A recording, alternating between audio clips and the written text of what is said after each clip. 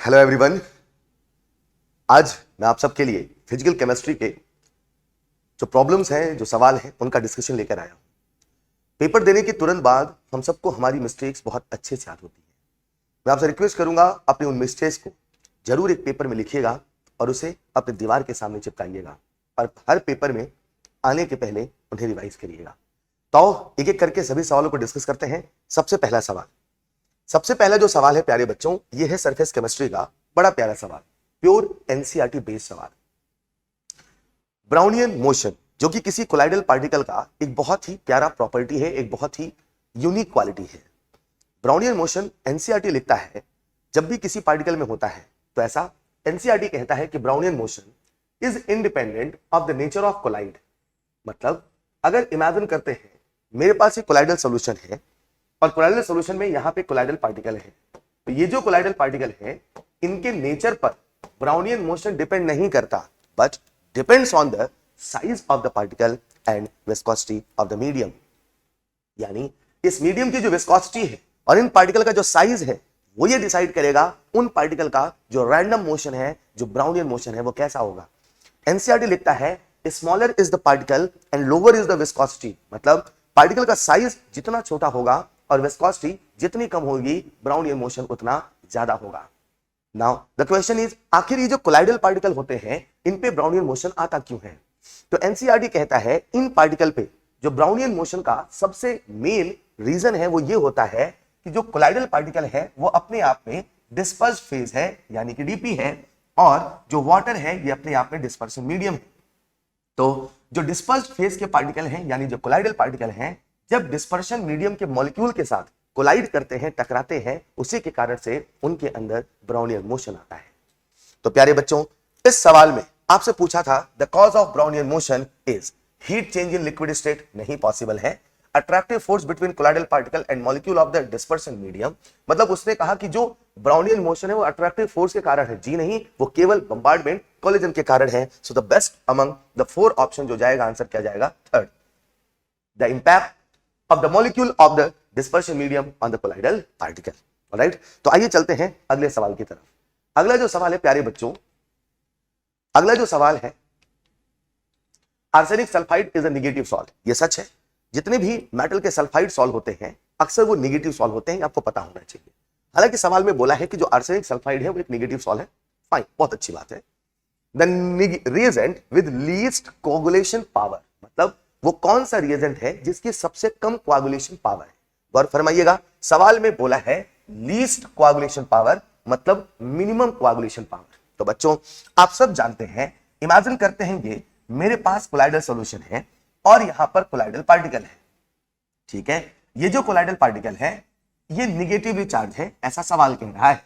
अगर मुझे इन्हें कोआगुलेट करना है तो आपको पता है कि इन्हें कोआगुलेट करने के लिए जो मैं इलेक्ट्रोलाइट मिलाऊंगा उसमें से पॉजिटिव आयन आएगा, और पॉजिटिव आयन का चार्ज जितना ज्यादा होगा, पॉजिटिव आयन का चार्ज जितना ज्यादा होगा, वैलेंसी जितनी ज्यादा होगी, उसका कोआगुलेशन पावर उतना ज्यादा होगा। सिंपल सी बात है मेरे बच्चे, ऐसे समझते हैं। ये जो कोलाइडल पार्टिकल है इस पे नेगेटिव चार्ज है, आपने इस पे एक इलेक्ट्रोलाइट मिलाया NaCl, उसमें से आया Na+, एक मिलाया CaCl2 या CF2, उसमें से आया कैल्शियम +2, और एक मिलाया AlCl3, उसमें से आया A+3। मुझे बताओ, जब ये तीनों इस सॉल्यूशन में आएंगे तो तीनों का अट्रैक्शन इस नेगेटिव के साथ इक्वल होगा कि अलग अलग होगा। सिंपल इलेक्ट्रोस्टैटिक का सवाल हुआ मेरे बच्चे कि जिस पे चार्ज ज्यादा होगा उसका अट्रैक्शन ज्यादा होगा, वो उससे ज्यादा कोआगुलेट करेगा। यानी सबसे ज्यादा कोआगुलेशन पावर कितनी होगी, किसकी होगी, Al3+ की, उसके बाद होगी कैल्शियम 2+ की, और फिर उसके बाद होगी Na+ की। सवाल हमसे पूछा था मिनिमम कोआगुलेशन पावर, यानी कि आंसर क्या होगा, NaCl। राइट? तो प्यारे बच्चों जो अगला सवाल है देखते हैं क्या है। अ कैटलिस्ट, बहुत प्यारा सवाल। फिर से आप सब जानते हैं, ऐसा मैंने आपको केमिकल काइनेटिक्स में पढ़ाया था, मैं इसे वहां से रिलेट करता हूं, पहले याद दिलाता हूं कुछ। अगर आपको याद हो, केमिकल काइनेटिक्स में हम लोगों ने एनर्जी प्रोफाइल डायग्राम बनाया था और कुछ ऐसा बनाया था, राइट। मैंने कहा था कैटलिस्ट एक ऐसा सब्सटेंस होता है जो किसी के जीवन में आता है, उसका जीवन आसान कर देता है, उसे नई राह दिखाता है जिस पर चलना पहले से आसान हो जाता है। मतलब अगर मैं इसी रिएक्शन में कैटलिस्ट का प्रयोग करूंगा तो कैटलिस्ट उसे एक नया पाथ प्रोवाइड करेगा और इस नए पाथ में एक नया एक्टिवेटेड कॉम्प्लेक्स बनेगा जिसका बनना पहले से आसान होगा, लेकिन कैटलिस्ट कभी भी इनिशियल और फाइनल स्टेट को बदलता नहीं है। अगर कैटलिस्ट इनिशियल और फाइनल स्टेट को नहीं बदलता, मतलब हर वो चीज जो स्टेट फंक्शन है वो बदलने वाली नहीं है। कैटलिस्ट अगर कोई रिएक्शन स्पॉन्टेनियस है तो उसे ही केवल कैटलाइज करता है, जो रिएक्शन स्पॉन्टेनियस नहीं है उसे वो कभी भी कैटलाइज नहीं करता। ये सवाल हमसे कहता है एक कैटलिस्ट क्या गिव्स फ्री एनर्जी। गौर फरमाइएगा, उसने यहां पे एक वर्ड बोला है फ्री एनर्जी चेंज, यानी वो डेल्टा जी की बात कर रहा। क्या कैटलिस्ट डेल्टा जी को बदलता है? क्या कैटलिस्ट डेल्टा जी को बढ़ाता है? क्या कैटलिस्ट डेल्टा जी को घटाता है? तो मेरे प्यारे बच्चों, कैटलिस्ट कभी भी स्टेट फंक्शन को बदलता नहीं है, क्योंकि इनिशियल फाइनल स्टेट चेंज होता नहीं है। जितने भी स्टेट फंक्शन है, चाहे वो डेल्टा ई हो, चाहे वो डेल्टा एच हो, चाहे वो डेल्टा एस हो, चाहे वो डेल्टा जी है, वो उनको बदलने वाला नहीं है, क्योंकि स्टेट बदला नहीं है। तो सवाल हमसे कहता है अ कैटलिस्ट, तो बेस्ट ऑप्शन जो मेरे हिसाब से जाएगा वो क्या जाएगा? डज नॉट इंक्रीज और decrease the free energy change in the reaction. वो डेल्टा जी को चेंज नहीं करता है, क्योंकि वो स्टेट को चेंज नहीं करता है। अगला सवाल, for the reaction of 1 mole of zinc dust with 1 mole of sulphuric acid. बढ़िया सवाल, बच्चों को सोचने पे मजबूर कर देगा, और जिस बच्चे ने फील करना सीखा है वो सवाल हवा में करेगा। ये कहता है कि आज जिंक डस्ट की रिएक्शन किसके साथ हुई? सल्फ्यूरिक एसिड के साथ। ठीक है साहब, मतलब मेटल की रिएक्शन किसके साथ हो रही है? एसिड के साथ। बेस्ट पार्ट ये है मेरे बच्चों, उसने बोला है बॉम्ब कैलोरीमीटर, यानी कि वॉल्यूम कैसा होगा? कांस्टेंट। और अगर वॉल्यूम कांस्टेंट हुआ, ना तो कंप्रेशन होगा ना तो एक्सपांशन होगा, मतलब वर्क डन होने वाला नहीं है। मतलब आज इस प्रोसेस में ना तो कंप्रेशन हुआ है ना तो एक्सपांशन हुआ है, यानी वर्क डन हुआ नहीं है। तो मेरे बच्चों, इतना तो हम सब जानते हैं, अगर वर्क डन नहीं हुआ तो W लेस देन 0 तो क्रॉस, यानी कि आंसर या तो 1 होगा या तो 3 होगा। अब W का डिसीजन तो हर बच्चा कर लेता है, ठीक है। दिक्कत आती है डेल्टा यू। अब उसे एक चीज समझना होगा, आप सबको याद होना चाहिए फ्लॉट, और फ्लॉट यानी कि फर्स्ट लॉ ऑफ थर्मोडायनेमिक्स, वो कहता है डेल्टा यू बराबर क्यू प्लस डब्ल्यू। मेरे बच्चों, अगर वर्क का रास्ता बंद है तो जो भी इंटरनल एनर्जी का चेंज होगा वो कौन डिसाइड करेगा? हीट। अगर हीट सिस्टम को मिली तो इंटरनल एनर्जी बढ़ेगा, और अगर हीट सिस्टम से चली गई तो इंटरनल एनर्जी घटेगा। अब बस आपको यह पता करना है कि ये जो रिएक्शन हो रही है इसमें हीट रिलीज हो रही है कि इसमें हीट एब्जॉर्ब हो रही है। तो बच्चों, आप सब जानते हैं कि जब मेटल की रिएक्शन एसिड के साथ होती है, ये जो रिएक्शन है अपने आप में एक्सोथर्मिक रिएक्शन है। कैसी रिएक्शन है? एक्सोथर्मिक। तो अगर ये रिएक्शन एक्सोथर्मिक है तो मुझे बताओ हीट रिलीज हुई है कि हीट एब्जॉर्ब हुई? हीट रिलीज हुई, यानी जो Q कैसा है मेरे बच्चे, वो है नेगेटिव। और अगर Q नेगेटिव है तो डेल्टा U को भी क्या होना पड़ेगा? नेगेटिव, यानी delta U less than 0 will be the answer. Yes और नो? अब ऐसे और भी बहुत सारे सवाल बन सकते हैं। हम जब भी कभी पेपर करें ना, तो एक सवाल से अपनी गलतियों को तो जरूर सीखें, लेकिन उन सवालों से और भी सवाल इमेजिन करने की कोशिश करें। आज एक्सोथर्मिक का सवाल है, कल को एंडोथर्मिक का भी हो सकता था, कल को और भी वैरायटी संभव हो सकती है।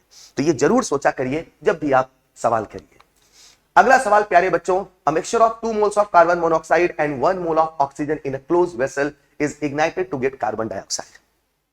ठीक है, यानी बच्चे को यह समझना पड़ेगा कि जो रिएक्शन हो रही है वो किसके बीच हो रही है? रिएक्शन हो रही है कार्बन मोनोऑक्साइड और ऑक्सीजन के बीच में, और यहां से प्यारे बच्चों क्या बन रहा है? Carbon dioxide. ऑलराइट, ठीक है साहब। अब वो कहता है if delta is the enthalpy change and delta is the change in internal energy. अरे यार, ये तो बहुत सिंपल सवाल है, ये डेल्टा एच और डेल्टा ई के कंपैरिजन का सवाल है, और केमिकल रिएक्शन का सवाल है जो कांस्टेंट टेंपरेचर कांस्टेंट प्रेशर पे हो रही है। आप सबको प्यारे बच्चों याद होना चाहिए डेल्टा एच बराबर डेल्टा ई प्लस डेल्टा एनजीआरटी। अगर मुझे सवाल में डेल्टा एनजी मिल जाए, क्या मिल जाए? डेल्टा एनजी, तो मैं बहुत आसानी से बता दूंगा कि डेल्टा एच बड़ा होगा कि डेल्टा ई बड़ा होगा, कि दोनों इक्वल होगा। तो अब मेरा जो कहते हैं कि होल सोल फोकस है वो कहां आ चुका है? डेल्टा एनजी पे। आओ रिएक्शन को लिखते हैं। बहुत सारे बच्चे जल्दबाजी में, सच बताऊं तो गलत तरीके से आंसर निकाल लेते हैं और वो सही हो जाता है। वो क्या करते हैं मैं बताता हूं। आज ये जो रिएक्शन आपके सामने लिखी है, ठीक है, वो सब क्या करेंगे? रिएक्शन को बैलेंस कर लेंगे। 2 मोल ऑफ कार्बन मोनोऑक्साइड, ऐसा उसने बोला है, एंड 1 मोल ऑफ ऑक्सीजन। तो वो क्या करते हैं, इसको मान लेते हैं 2 मोल और इसको मान लेते हैं 1 मोल, ठीक है। और जब इसे बैलेंस करते हैं प्यारे बच्चों, तो यहां पे लिख देंगे 2CO2। आया ना? उन्होंने शायद रिएक्शन गलत नहीं लिखा, उन्होंने बैलेंसिंग भी गलत नहीं किया, जब वो डेल्टा एनजी निकालते हैं, मैं आप सबसे पूछूंगा, जरा सुनिएगा, जब वो डेल्टा एनजी निकालते हैं तो क्या करेंगे, 2 - 3, यानी वो कैसा आया, निगेटिव। और आप सब जानते हैं अगर कभी डेल्टा एनजी निगेटिव है, यानी कि मुझे बताओ डेल्टा एच बड़ा होगा कि डेल्टा ई बड़ा होगा, तो आप सब जानते हैं डेल्टा ई बड़ा होगा। सच में आंसर तो निकाल दिया और आंसर सही भी आया, लेकिन दिक्कत क्या हुई इसे समझना। आज हमने वो जो सवाल में मोल दिया था उसे ही स्टोइशियोमेट्री मान लिया। सच बताओ, जब डेल्टा एनजी निकालते हैं तो मोल माइनस करते हैं कि स्टोइशियोमेट्री माइनस करते हैं, स्टोइशियोमेट्री। अब मजे की बात क्या है, आप चाहे रिएक्शन को ऐसे बैलेंस करो और चाहे रिएक्शन को ऐसे बैलेंस करो, CO + ½ O2 से बना CO2, आया ना। आज यहां फर्क नहीं पड़ता। क्यों नहीं फर्क पड़ता? क्योंकि लेफ्ट हैंड साइड में गैसियस कंपोनेंट ज्यादा है और राइट हैंड साइड में गैसियस कंपोनेंट कम है। मेरी बात समझ पा रहे हो? और अगर राइट हैंड साइड में गैसियस कंपोनेंट कम है, यानी कि डेल्टा एनजी तो कैसा होगा, निगेटिव। और डेल्टा एनजी निगेटिव होगा तो आप सब जानते हैं डेल्टा एच डेल्टा ई में कौन बड़ा होगा, डेल्टा ई बड़ा होगा। Is this clear? तो एक प्यारा सवाल था, आंसर बहुत आसानी से बच्चे कर लेते हैं और मुझे उम्मीद है आप में से बहुत सारे बच्चों का सही भी हुआ होगा। आइए बढ़ते हैं अगले सवाल की तरफ। अगला सवाल again first law of thermodynamics, so simple सवाल।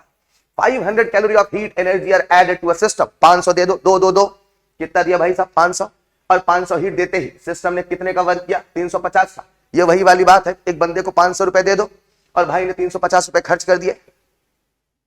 सिंपल सी बात है, कितना एनर्जी दिया आपने, 500, और कितना खर्च किया, 350। मजे की बात है, सारी की सारी यूनिट किस में दे रखी है, कैलोरी में, कहीं कुछ करना ही नहीं। लगाइए फ्लॉट जरा, डेल्टा यू बराबर Q + W, यस और नो।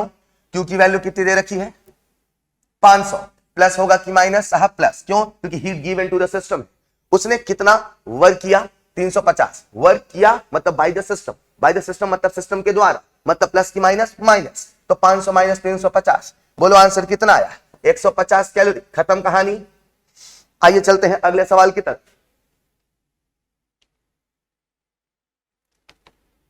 अगला सवाल, for the process to occur under adiabatic condition the correct condition is, again a very very simple सवाल, सबसे बन गया होगा।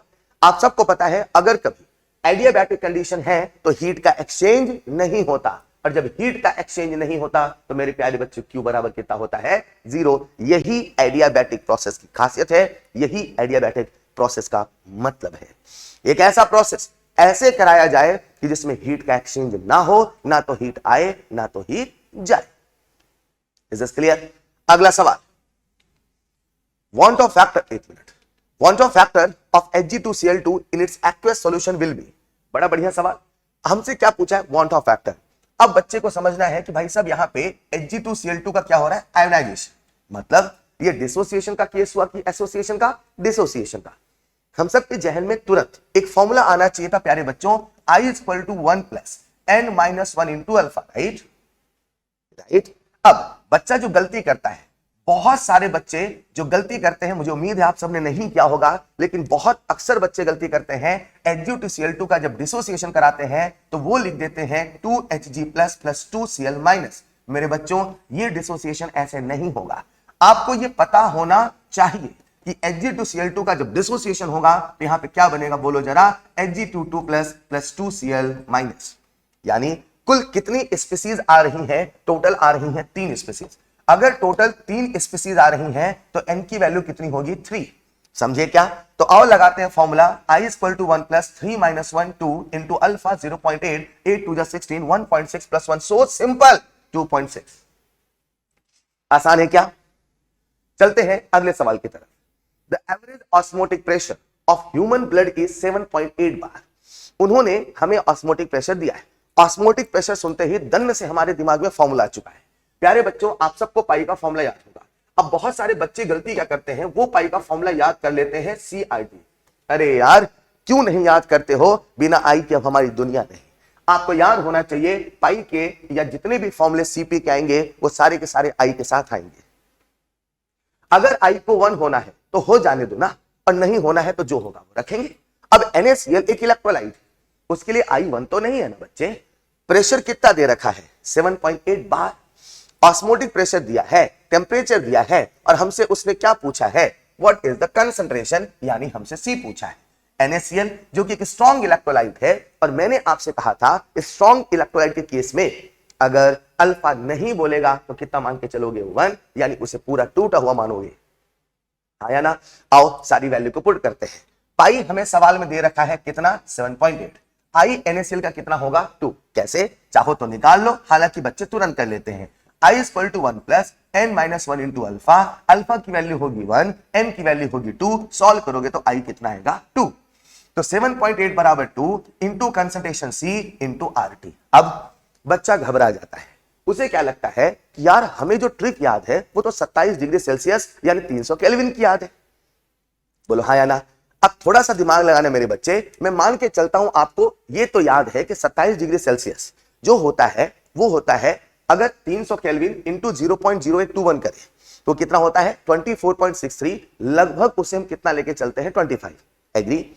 अब बच्चा मुझसे क्या कहेगा, सुनिएगा ध्यान से, आपको एक चीज बताना चाहता हूं, अगर कभी, क्या बोला मैंने, अगर कभी आप 0.0821 इंटू 300 मल्टीप्लाई करते हैं तो इसकी जो वैल्यू आती है वो आती है 24.63, जिसे हम लगभग लेके चलते हैं 25।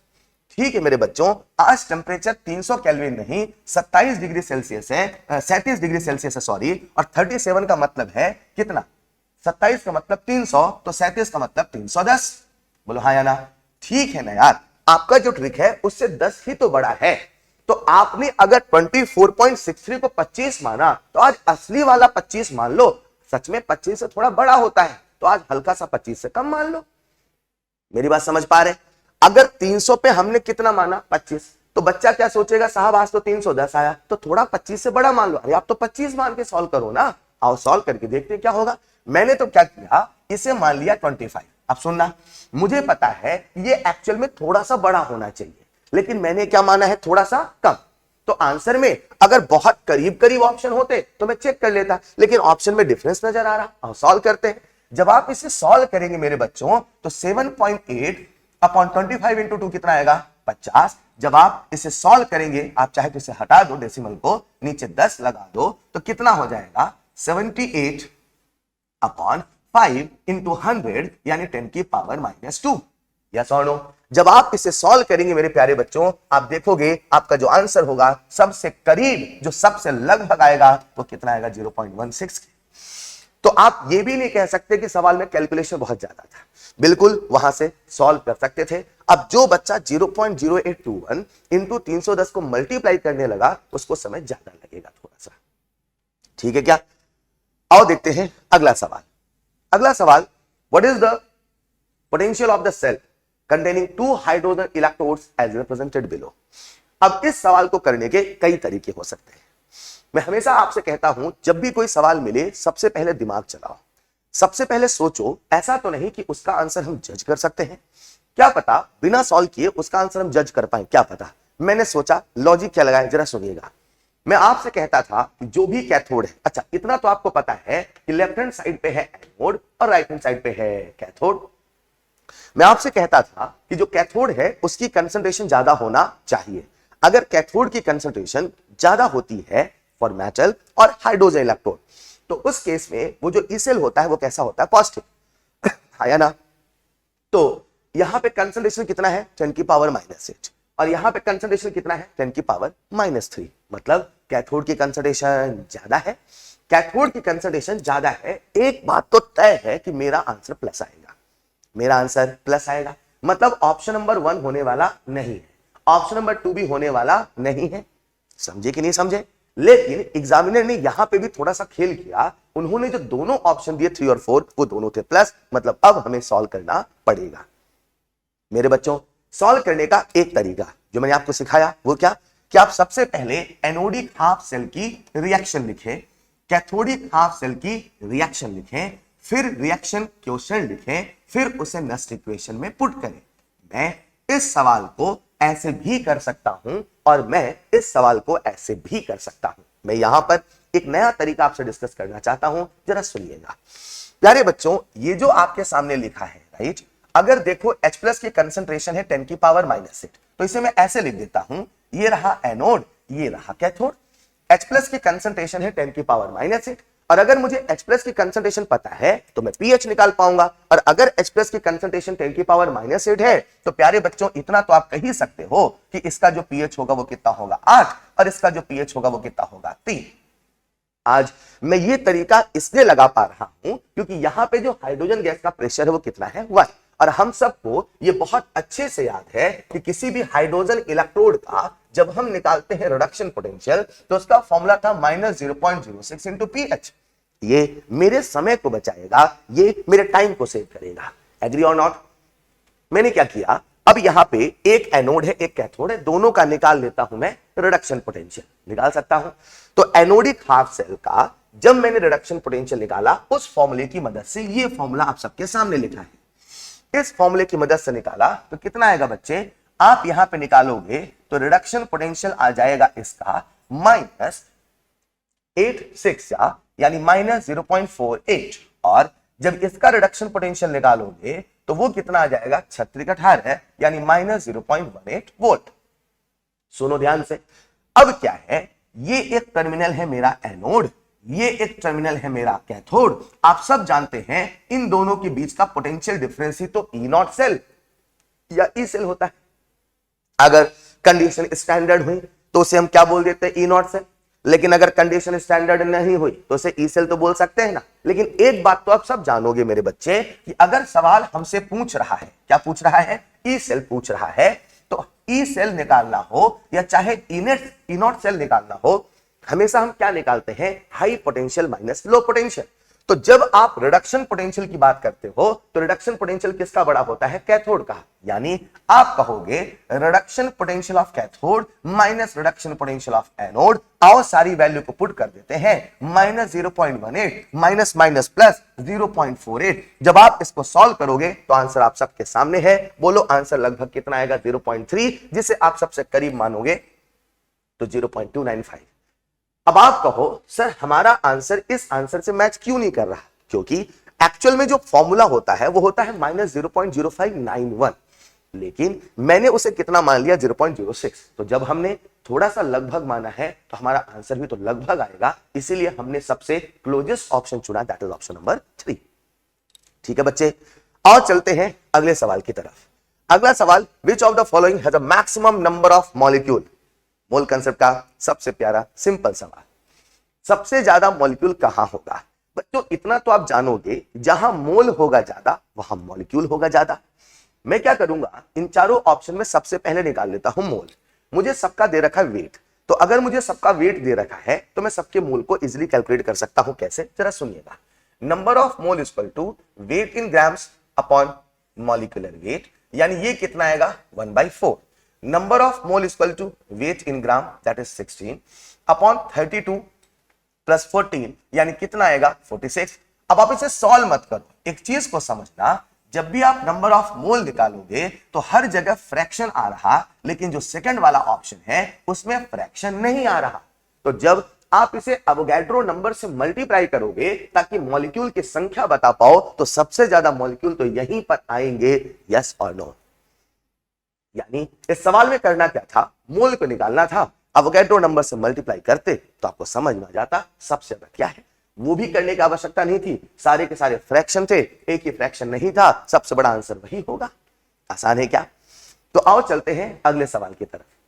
Which of the following 0.1 molar aqueous solution will have the lowest freezing point. मैं ऐसी चीजों को हमेशा अंडरलाइन कर लेता हूं और आपको भी सजेशन दूंगा, उसे हमेशा अंडरलाइन क्या करिए, आप गलती करने से बचेंगे बच्चों। सवाल हमसे क्या पूछा है, लोवेस्ट मतलब कम। सवाल हमसे पूछा है मिनिमम एफपी, मतलब फ्रीजिंग पॉइंट कम होना चाहिए, मतलब डिप्रेशन इन फ्रीजिंग पॉइंट ज्यादा होना चाहिए, मतलब सीपी ज्यादा होना चाहिए, मतलब आईसी ज्यादा होना चाहिए।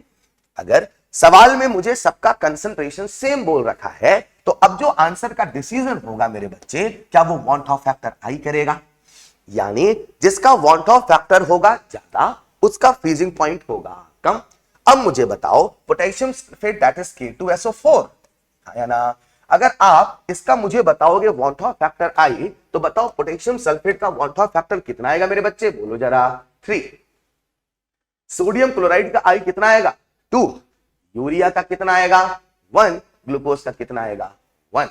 तो सबसे ज्यादा आई किसका आया पोटेशियम सल्फेट का, इसीलिए वो आंसर होगा। आइए बढ़ते हैं अगले सवाल की तरफ। वैसे ऐसा बहुत रेयरली होता है कि सेम पैटर्न पे आपको 2 सवाल मिल जाए, नीट में ऐसा नहीं होता। एक सवाल फ्रीजिंग पॉइंट का और अगला भी सवाल फ्रीजिंग पॉइंट का। खैर अभी देखते हैं सवाल क्या कह रहा है। वो मुझसे कहता है द फ्रीजिंग पॉइंट ऑफ इक्विमोलल, मतलब दोनों की मोलैरिटी क्या है वो सेम है, ठीक है। Equimolal solution will have the highest for.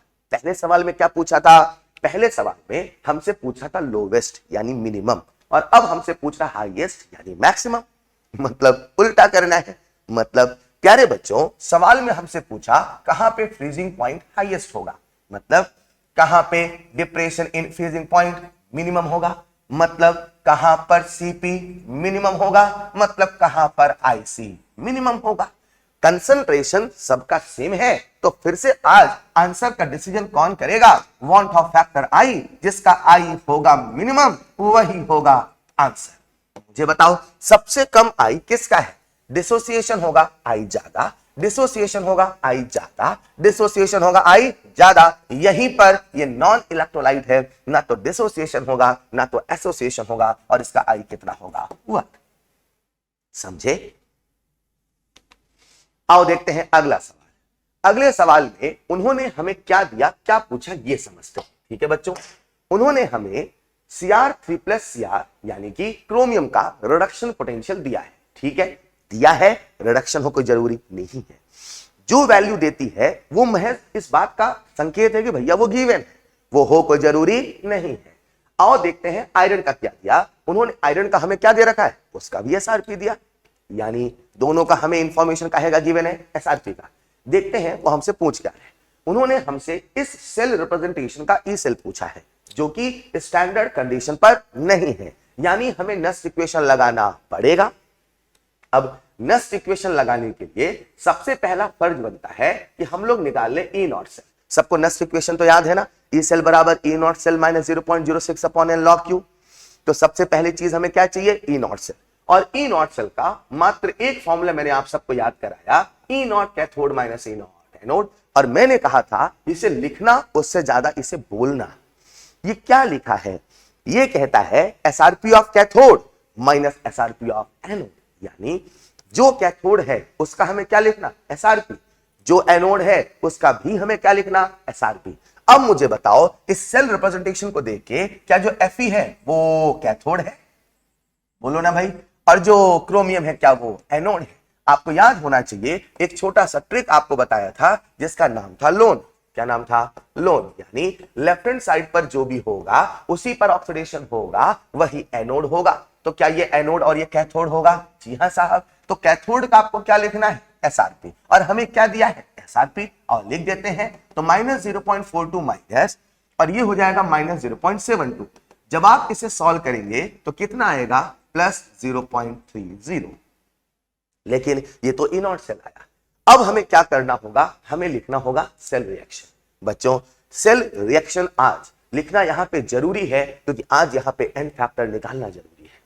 इन सवालों में बच्चा सबसे ज्यादा कैलकुलेशन एरर करता है, और ऐसे बच्चे बहुत ज्यादा एरर करते हैं जो इन सवालों को हवा में करना चाहते हैं। ये हमें प्रैक्टिस से समझना होगा, इन सवालों में सचेत होकर चलना होगा। जब चार्ज सेम हो तो आप हवा में कर दो कोई दिक्कत नहीं, लेकिन जब चार्ज सेम ना हो उसे संभल के करना पड़ेगा। बच्चों अब हम यहां पे क्या लिखते हैं, सबसे पहले लिख लेते हैं एनोडिक हाफ की रिएक्शन लिख लेंगे। तो एनोडिक हाफ की रिएक्शन कैसे लिखूंगा मैं, क्रोमियम से बनेगा क्रोमियम 3++3 इलेक्ट्रॉन, और कैथोडिक हाफ की रिएक्शन कैसे लिखूंगा मैं, Fe2++2 इलेक्ट्रॉन से बना Fe। चलेगा। अब ये जो रिएक्शन है मुझे दोनों को ऐड करना होगा। तो ऐड करने का नियम आप सब जानते हो बच्चे, क्या ऐड करने का नियम होता है कि इलेक्ट्रॉन कैंसिल आउट होना चाहिए। तो मैंने क्या किया, इस रिएक्शन को मल्टीप्लाई कर दिया 2 से, इस रिएक्शन को मल्टीप्लाई कर दिया 3 से, ताकि इलेक्ट्रॉन क्या हो जाए कैंसिल। अब जब मैं इसको सॉल्व करूंगा तो क्या बनेगा, ये बनेगा 2Cr प्लस 3Fe2 से क्या बन रहा है 2 क्रोमियम 3++3 Fe। बोलो हाँ या ना। क्या हम सबके सामने रिएक्शन आ चुकी है, आ गई। अब कब हम रिएक्शन का एन फैक्टर बता सकते हैं, रिएक्शन का एन फैक्टर मतलब कितने इलेक्ट्रॉन कैंसिल हो रहे हैं, 3 2 जा 6, यानी n फैक्टर कितना होगा 6। ठीक है मेरे बच्चे, अब बताओ अगर n फैक्टर आ गया तो क्या यहां से हम q लिख सकते हैं? मुझे बताओ q कैसे लिखोगे? सबसे बड़ी गलती यहीं पे होती है, सबसे बड़ी गलती। अगर आपको यहां पे रिएक्शन क्वेश्चन का एक्सप्रेशन लिखना है तो कैसे लिखोगे? Chromium 3+ upon Fe2+। सही बताऊं बहुत सारे बच्चे यही लिख लेते हैं जो कि गलत है। आपको समझना होगा, आज यहां पे क्रोमियम का स्टोइचियोमेट्री क्या है 2, तो यहां पे पावर आएगा 2 और यहां पे पावर आएगा 3, यानी अब इस वैल्यू को रख के सॉल्व करो, देखो क्या आता है। मुझे बताओ क्रोमियम की कंसंट्रेशन कितनी है? 10 की पावर -1, 0.1 यानी 10 की पावर -1, 10 की पावर -1 का स्क्वायर यानी 10 की पावर -2, और ये कितना है 10 की पावर -2 का क्यूब यानी 10 की पावर -6, तो ऊपर जाएगा 10 की पावर +6। चलेगा मेरे बच्चे? तो मैं इसे लिख सकता हूं 10 की पावर 4। डन। Q आ चुका है, N आ चुका है, E0 चला चुका है। बोलो अब कहां चले? अब चलते हैं नेक्स्ट के पास। चले क्या? तो प्यारे बच्चों नेक्स्ट इक्वेशन में नीचे लिख देता हूं, इतनी जगह में सबको दिख रहा होगा। तो E सेल बराबर E0 सेल, और E0 सेल की वैल्यू कितनी है? 0.30 माइनस 0.06 अपॉन n यानी कि 6 इंटू लॉग 10 की पावर 4। जब आप इस पूरी वैल्यू को रख के सॉल्व करेंगे 10 की पावर 4 यानी कि 4 बाहर आएगा, 6 ये हो जाएगा 1, तो 0.01 इंटू 4 यानी 0.04, और सारी वैल्यू सॉल्व करें तो 0.30 minus 0.04 it is nothing but 0.06 volt is the correct answer. कहां सवाल में दम था? बस संभल के करना था। ये प्रैक्टिस, ये समय के साथ सीखना पड़ेगा, कब हमें संभल के चलना, कब हमें मौके पे चौका लगाना, कब हमें सिंगल लेना है, यही प्रैक्टिस सिखाता है। आइए चलते हैं अगले सवाल की तरफ। अगला जो सवाल है प्यारे बच्चों, बहुत प्यारा सवाल, और ऐसे सवाल हो सकता है आपके नीट एग्जाम में आ जाए, लेकिन सवाल में थोड़ा कैलकुलेशन है, लेकिन यकीन मानो ये सारी कैलकुलेशन ऐसी है जिसे आप वहां कर सकते थे। आज इस सवाल में हमें Fe3+ से Fe यानी हाफ सेल, और वो भी रिडक्शन, Fe2+ से Fe यानी हाफ सेल, वो भी रिडक्शन, और Fe3+ से Fe2+ हाफ सेल और वो भी रिडक्शन, यानी दो हाफ सेल का इंफॉर्मेशन देके हमसे तीसरे हाफ सेल के बारे में पूछा है। हाफ सेल का डाटा देके हमसे हाफ सेल के बारे में पूछा है। आपको याद हो ऐसे सवाल हमने किए थे जब हाफ सेल के बारे में देके इंफॉर्मेशन हाफ सेल के बारे में पूछे। क्या करें, कैसे करें? सबसे पहले आप रिएक्शन को लिख लो। जैसे सबसे पहले हमें दे रखा है Fe3+ से Fe, तो आप इसे आराम से लिख लो। Fe3+ से बना Fe, ये है रिएक्शन नंबर 1, और इसका E0 हमें दे रखा है, इसे मैंने बोला E1 ठीक है बच्चों। सेकंड रिएक्शन जो आप सबके सामने लिखी है उसे मैं कैसे लिखूंगा? Fe2+ + 2 इलेक्ट्रॉन, और इससे क्या बन रहा है Fe, और इसे बोलूंगा मैं E2 डन। थर्ड रिएक्शन जो हमसे पूछा है उसे भी मैं आपके सामने लिख देता हूं, और ये क्या बना? Fe3+ प्लस इलेक्ट्रॉन से बन रहा है Fe2+। Now the best part is, दो रिएक्शन का इंफॉर्मेशन हमें गिवन है और तीसरे रिएक्शन के बारे में हमसे पूछा है। तो आपको एक चीज समझनी पड़ेगी मेरे बच्चे, ये जो पहली रिएक्शन है, जो दूसरी रिएक्शन है, दोनों हाफ सेल है, और तीसरा भी एक हाफ सेल है। तो हाफ सेल का इंफॉर्मेशन देके हमसे हाफ सेल के बारे में पूछा है, यानी हम सीधे जोड़ने की गलती ना करें, हम सीधे घटाने की गलती ना करें, क्योंकि जो इलेक्ट्रोड पोटेंशियल है वो एक इंटेंसिव प्रॉपर्टी है, और इंटेंसिव प्रॉपर्टी में अलजेब्रा का नियम चलने वाला नहीं है। फिर क्या करें? तो पहली रिएक्शन का आप लिखो डेल्टा जी। मैंने कहा था अगर कभी ऐसा आपको लगे कि मुझे अलजेब्रा के नियम लगाने हैं इंटेंसिव में, तो लगाना, लेकिन पहले उसे एक्सटेंसिव बनाना। तो इलेक्ट्रोड पोटेंशियल से रिलेटेड एक टर्म है जिसका नाम है डेल्टा जी, जो कि अपने आप में एक्सटेंसिव है, और आप सब जानते हैं डेल्टा जी का फॉर्मूला है -NFE। राइट, तो मैं क्या करूंगा प्यारे बच्चों, डेल्टा G1 इसकी वैल्यू हमें पता है, डेल्टा G2 इसकी वैल्यू हमें पता है, डेल्टा G3 हमें ये निकालना है। ठीक है, तो डेल्टा G3 हमें निकालना है। ऐसा सोचो, ये है रिएक्शन नंबर 1, ये है रिएक्शन नंबर 2, ये है reaction number 3। Is this clear? अब हम क्या करें, सोचो, हमें Fe3+ से क्या चाहिए मेरे बच्चे? Fe2+। तो आपको रिएक्शन को प्लस करना कि माइनस करना पड़ेगा? माइनस करना पड़ेगा, क्योंकि Fe की आवश्यकता नहीं है। मतलब मैं कह सकता हूं reaction number 3 is equal to reaction number 1 minus reaction number 2। अब जैसा रिएक्शन के साथ किया वैसा आप डेल्टा जी के साथ कर सकते हैं। तो आप कहोगे delta G3 equal to delta G1 minus delta G2, सारी वैल्यू को पुट करिए, संभल के सॉल्व करिए, तो आंसर आप सबके सामने प्यारे बच्चों आ जाता है 0.770 वोल्ट। इस सवाल में बस हमें सचेत क्या होना था, हमें समझना क्या था। नंबर 1, सीधे जोड़ने घटाने की गलती ना करें। नंबर 2, थोड़ा सा कैलकुलेशन आता है जिससे आप संभल के करें, वो हो जाता है। Is this clear? अगला सवाल, आइए चलते हैं। अगला सवाल हम सबके सामने है, the reduction potential of hydrogen half cell will be negative. मतलब हमें रिडक्शन पोटेंशियल को नेगेटिव करता है, मतलब हमें यह समझना पड़ेगा वो कौन सी कंडीशन है कि जब रिडक्शन पोटेंशियल कैसा होगा, नेगेटिव। तो अपन एक काम करते हैं, सबसे पहले हाइड्रोजन की रिडक्शन की रिएक्शन लिख लेते हैं। तो जब मैं हाइड्रोजन की रिडक्शन की रिएक्शन लिखूंगा तो कैसे लिखूंगा बच्चों, 2H प्लस 2 इलेक्ट्रॉन से बना H2 गैस, राइट। अब आप क्या लिखो, इसका Q का एक्सप्रेशन लिखो।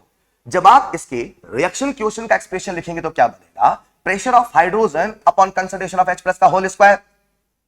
अब सोचो, ये जो Q आपके सामने है, जब हम इसे पुट करेंगे हाफ सेल में, यानी कि E reduction potential is equal to E naught reduction potential. सबको नेक्स्ट इक्वेशन याद है, E naught reduction potential minus 0.06 upon n log Q। आओ सारी वैल्यू को पुट करते हैं। मुझे बताइए, रिडक्शन पोटेंशियल स्टैंडर्ड कंडीशन पे हाइड्रोजन कितना माना गया है, 0। तो यहां पे जब मैं सारी वैल्यू को पुट करूंगा तो E reduction potential equal to 0 minus 0.06 upon n log Q। अब सवाल को समझना, सवाल मुझसे कहता है वो कौन सी कंडीशन है जब ये निगेटिव होगा, मुझे इसे पॉजिटिव करना नहीं है। यानी ये समझना पड़ेगा कि जो log Q है उसे हमें कैसा रखना पड़ेगा, पॉजिटिव। आपको समझना पड़ेगा अगर log Q को पॉजिटिव रखना है यानी कि Q को ग्रेटर देन 1 रखना पड़ेगा, यानी कि pressure of hydrogen upon H+ के होल स्क्वायर को 1 से बड़ा रखना पड़ेगा, यानी कि ऊपर वाले नंबर को बड़ा नीचे वाले को छोटा रखना पड़ेगा। अब एक एक ऑप्शन की वैल्यूज को रख के चेक करो ऐसा कहां हो रहा। फॉर एग्जांपल पहला ऑप्शन, हाइड्रोजन का प्रेशर कितना है 1, H+ कितना है 2, तो H+ का स्क्वायर यानी 1/4। अरे तो 1 से छोटा हो गया, मतलब यहां पे काम चलने वाला नहीं है। आओ चलते हैं सीधे थर्ड ऑप्शन पे। थर्ड ऑप्शन में हाइड्रोजन का प्रेशर कितना है 2, रखिए जरा ऊपर 2, H+ की कंसंट्रेशन कितनी है 1, 1 का स्क्वायर यानी 1, 2/1 यानी 2 यानी 1 से बड़ा, यानी कि Q जो हो गया वो हो गया 1 से बड़ा, तो log Q हो जाएगा पॉजिटिव। ये ओवरऑल कैसा रहेगा, नेगेटिव, यानी हमारा आंसर हो जाएगा ऑप्शन नंबर 3। क्लियर है? आइए चलते हैं अगले सवाल की तरफ। अगला सवाल, what are the gaseous products liberated at anode and cathode. बस इस चीज का ध्यान रखना है, उसने आपसे जो सीक्वेंस पूछा है वो पहला एनोड का है और दूसरा कैथोड का है। बच्चे यहां पे अक्सर ऑप्शंस में गलती कर देते हैं, तो जल्दी से प्रोडक्ट चेक करने के चक्कर में कभी पहला कैथोड कभी पहला कुछ और लिख देते हैं। इस चीज को दिमाग में रखना पड़ेगा। हमें सवाल में सबसे पहले क्या पूछा है, एनोड, तो मुझे प्रोडक्ट भी पहले किसका बताना पड़ेगा, एनोड का। तो आपसे कहता है जब हम डाइल्यूट H2SO4 का इलेक्ट्रोलिसिस करते हैं तो एनोड पे क्या मिलेगा, कैथोड पे क्या मिलेगा। मैंने आप सबसे कहा था जब भी कभी सवाल में डाइल्यूट बोला जाएगा, जब भी कभी सवाल में डाइल्यूट बोला जाएगा तो पानी तोड़ा जाएगा। एक बात बताओ, अगर सल्फ्यूरिक एसिड डाइल्यूट का इलेक्ट्रोलिसिस करोगे तो पानी का इलेक्ट्रोलिसिस होगा, यानी कि एनोड पे क्या मिलेगा O2 और कैथोड पे क्या मिलेगा H2, तो आंसर हो जाएगा 4। आसान है। आइए चलते हैं अगले सवाल की तरफ। Which one of the following solution is not capable of conducting electricity? वो कौन सा सोल्यूशन है जिससे होके बिजली न दौड़ पाएगी। सिंपल सी बात है, जिसमें आयन नहीं होगा। सिंपल सी बात है, जो इलेक्ट्रोलाइट नहीं होगा। इन चारों में एक ही ऑप्शन नजर आ रहा है, चीनी, शुगर, वही इलेक्ट्रोलाइट नहीं है। आपने कहा वही आंसर है। अगला सवाल, when 100 gram of ethylene polymerises to polyethylene according to the equation. सबसे ज्यादा बच्चा गलत करता है, लेकिन अगर किसी बच्चे ने मोल कंसेप्ट पढ़ा है तो ये सवाल उसे प्रैक्टिस करा दिया जाता है, लेकिन अक्सर बच्चे इस सवाल को गलत करते हैं। यार एक सिंपल सी बात बताओ, 100 ग्राम का मसाला लेके चलोगे, ठीक है, ठीक है, उससे आपने पॉलीथीन बनाया, ठीक है, तो जो 100 ग्राम लेके चलोगे अचानक से 500 ग्राम हो जाएगा क्या? अरे यही तो law of conservation of mass है। क्या है कि अमाउंट जो लेके चले थे वो कंजर्व रहेगा। मोल बदल सकता है, कुछ और बदल सकता है, नया मॉलिक्यूल बन सकता है, लेकिन अमाउंट जो जितना लेके चले थे उतना ही तो रहेगा। अगर 100 ग्राम लेके चले थे तो जो भी पॉलीथीन बना था वो कितना बनेगा मेरे बच्चे, 100 ग्राम। उसका अमाउंट बदलने वाला नहीं है। अगला सवाल बड़ा प्यारा सवाल, इलेक्ट्रोकेमिस्ट्री के सबसे बेहतरीन सवालों में से एक सवाल। बच्चे सबसे ज्यादा इसमें गलती करते हैं और गलती करने का मात्र एक रीजन, मात्र एक लॉजिक है, वो रिएक्शन लिखने में गलती करते हैं। इस सवाल में हमसे क्या पूछा है, ईएमएफ। ठीक है, कंडीशन स्टैंडर्ड नहीं है, नस तो लगाना है। हम सबके जहन में तुरंत आना चाहिए नस equation, E cell equal to E naught cell minus 0.06 upon n log Q। Yes और नो?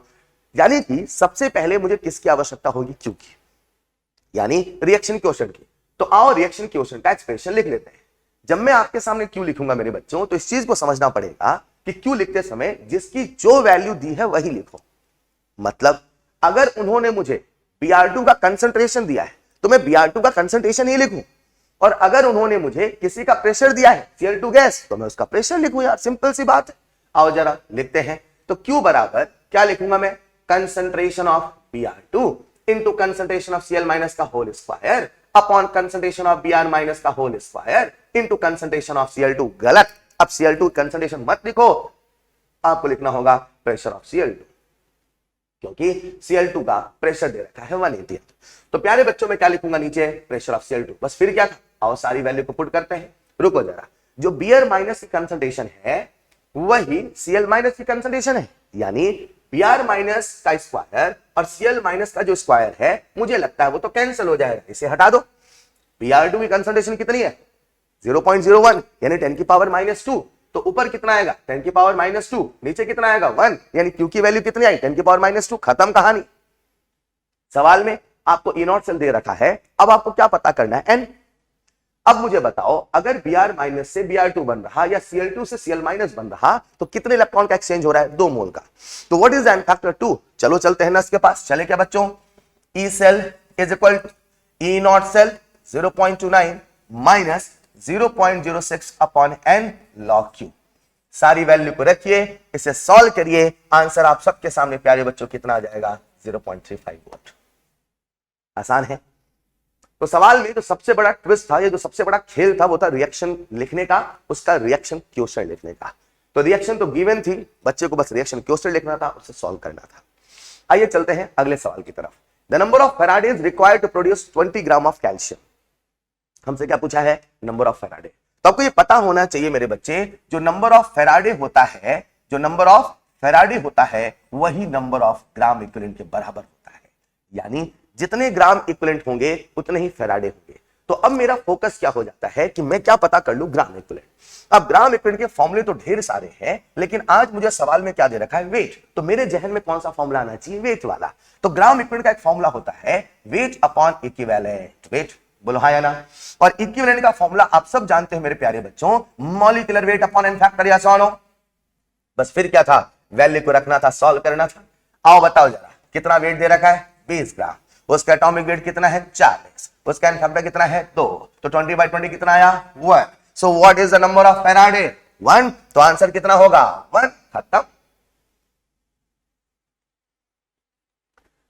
आओ चलते हैं अगले सवाल की तरफ। अगला सवाल भी हमारी सरफेस केमिस्ट्री से। Which one of the following characteristics is not correct for physical adsorption.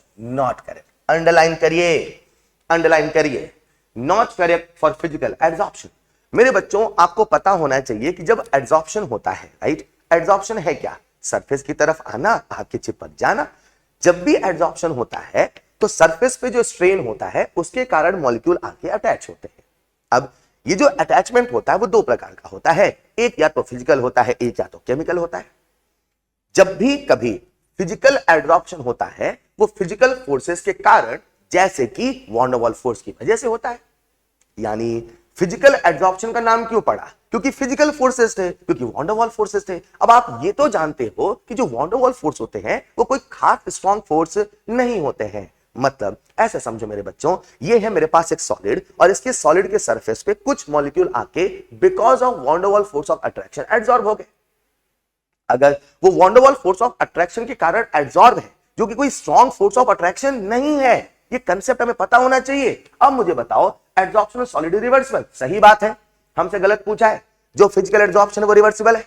अरे जीता जागता उदाहरण है भाई साहब, पंखे पे धूल का चिपकना रिवर्सिबल है, हाँ या ना। फिर वो हमसे कहता है adsorption increases with increase in temperature, गलत बात। अगर आप टेम्परेचर को बढ़ाएंगे तो जो मॉलिक्यूल गैस के हैं उनकी सरफेस, उनकी काइनेटिक एनर्जी बढ़ेगी, और जब काइनेटिक एनर्जी बढ़ेगी तो उनका जो एड्सॉर्प्शन है सॉलिड के साथ वो कम हो जाएगा, क्योंकि काइनेटिक एनर्जी ज्यादा तो फोर्स ऑफ अट्रैक्शन होगा कम। तो टेम्परेचर के बढ़ाने से जो एड्सॉर्प्शन है वो फिजिकल एड्सॉर्प्शन के केस में बढ़ता नहीं, वो क्या होता है मेरे बच्चे, घटता है।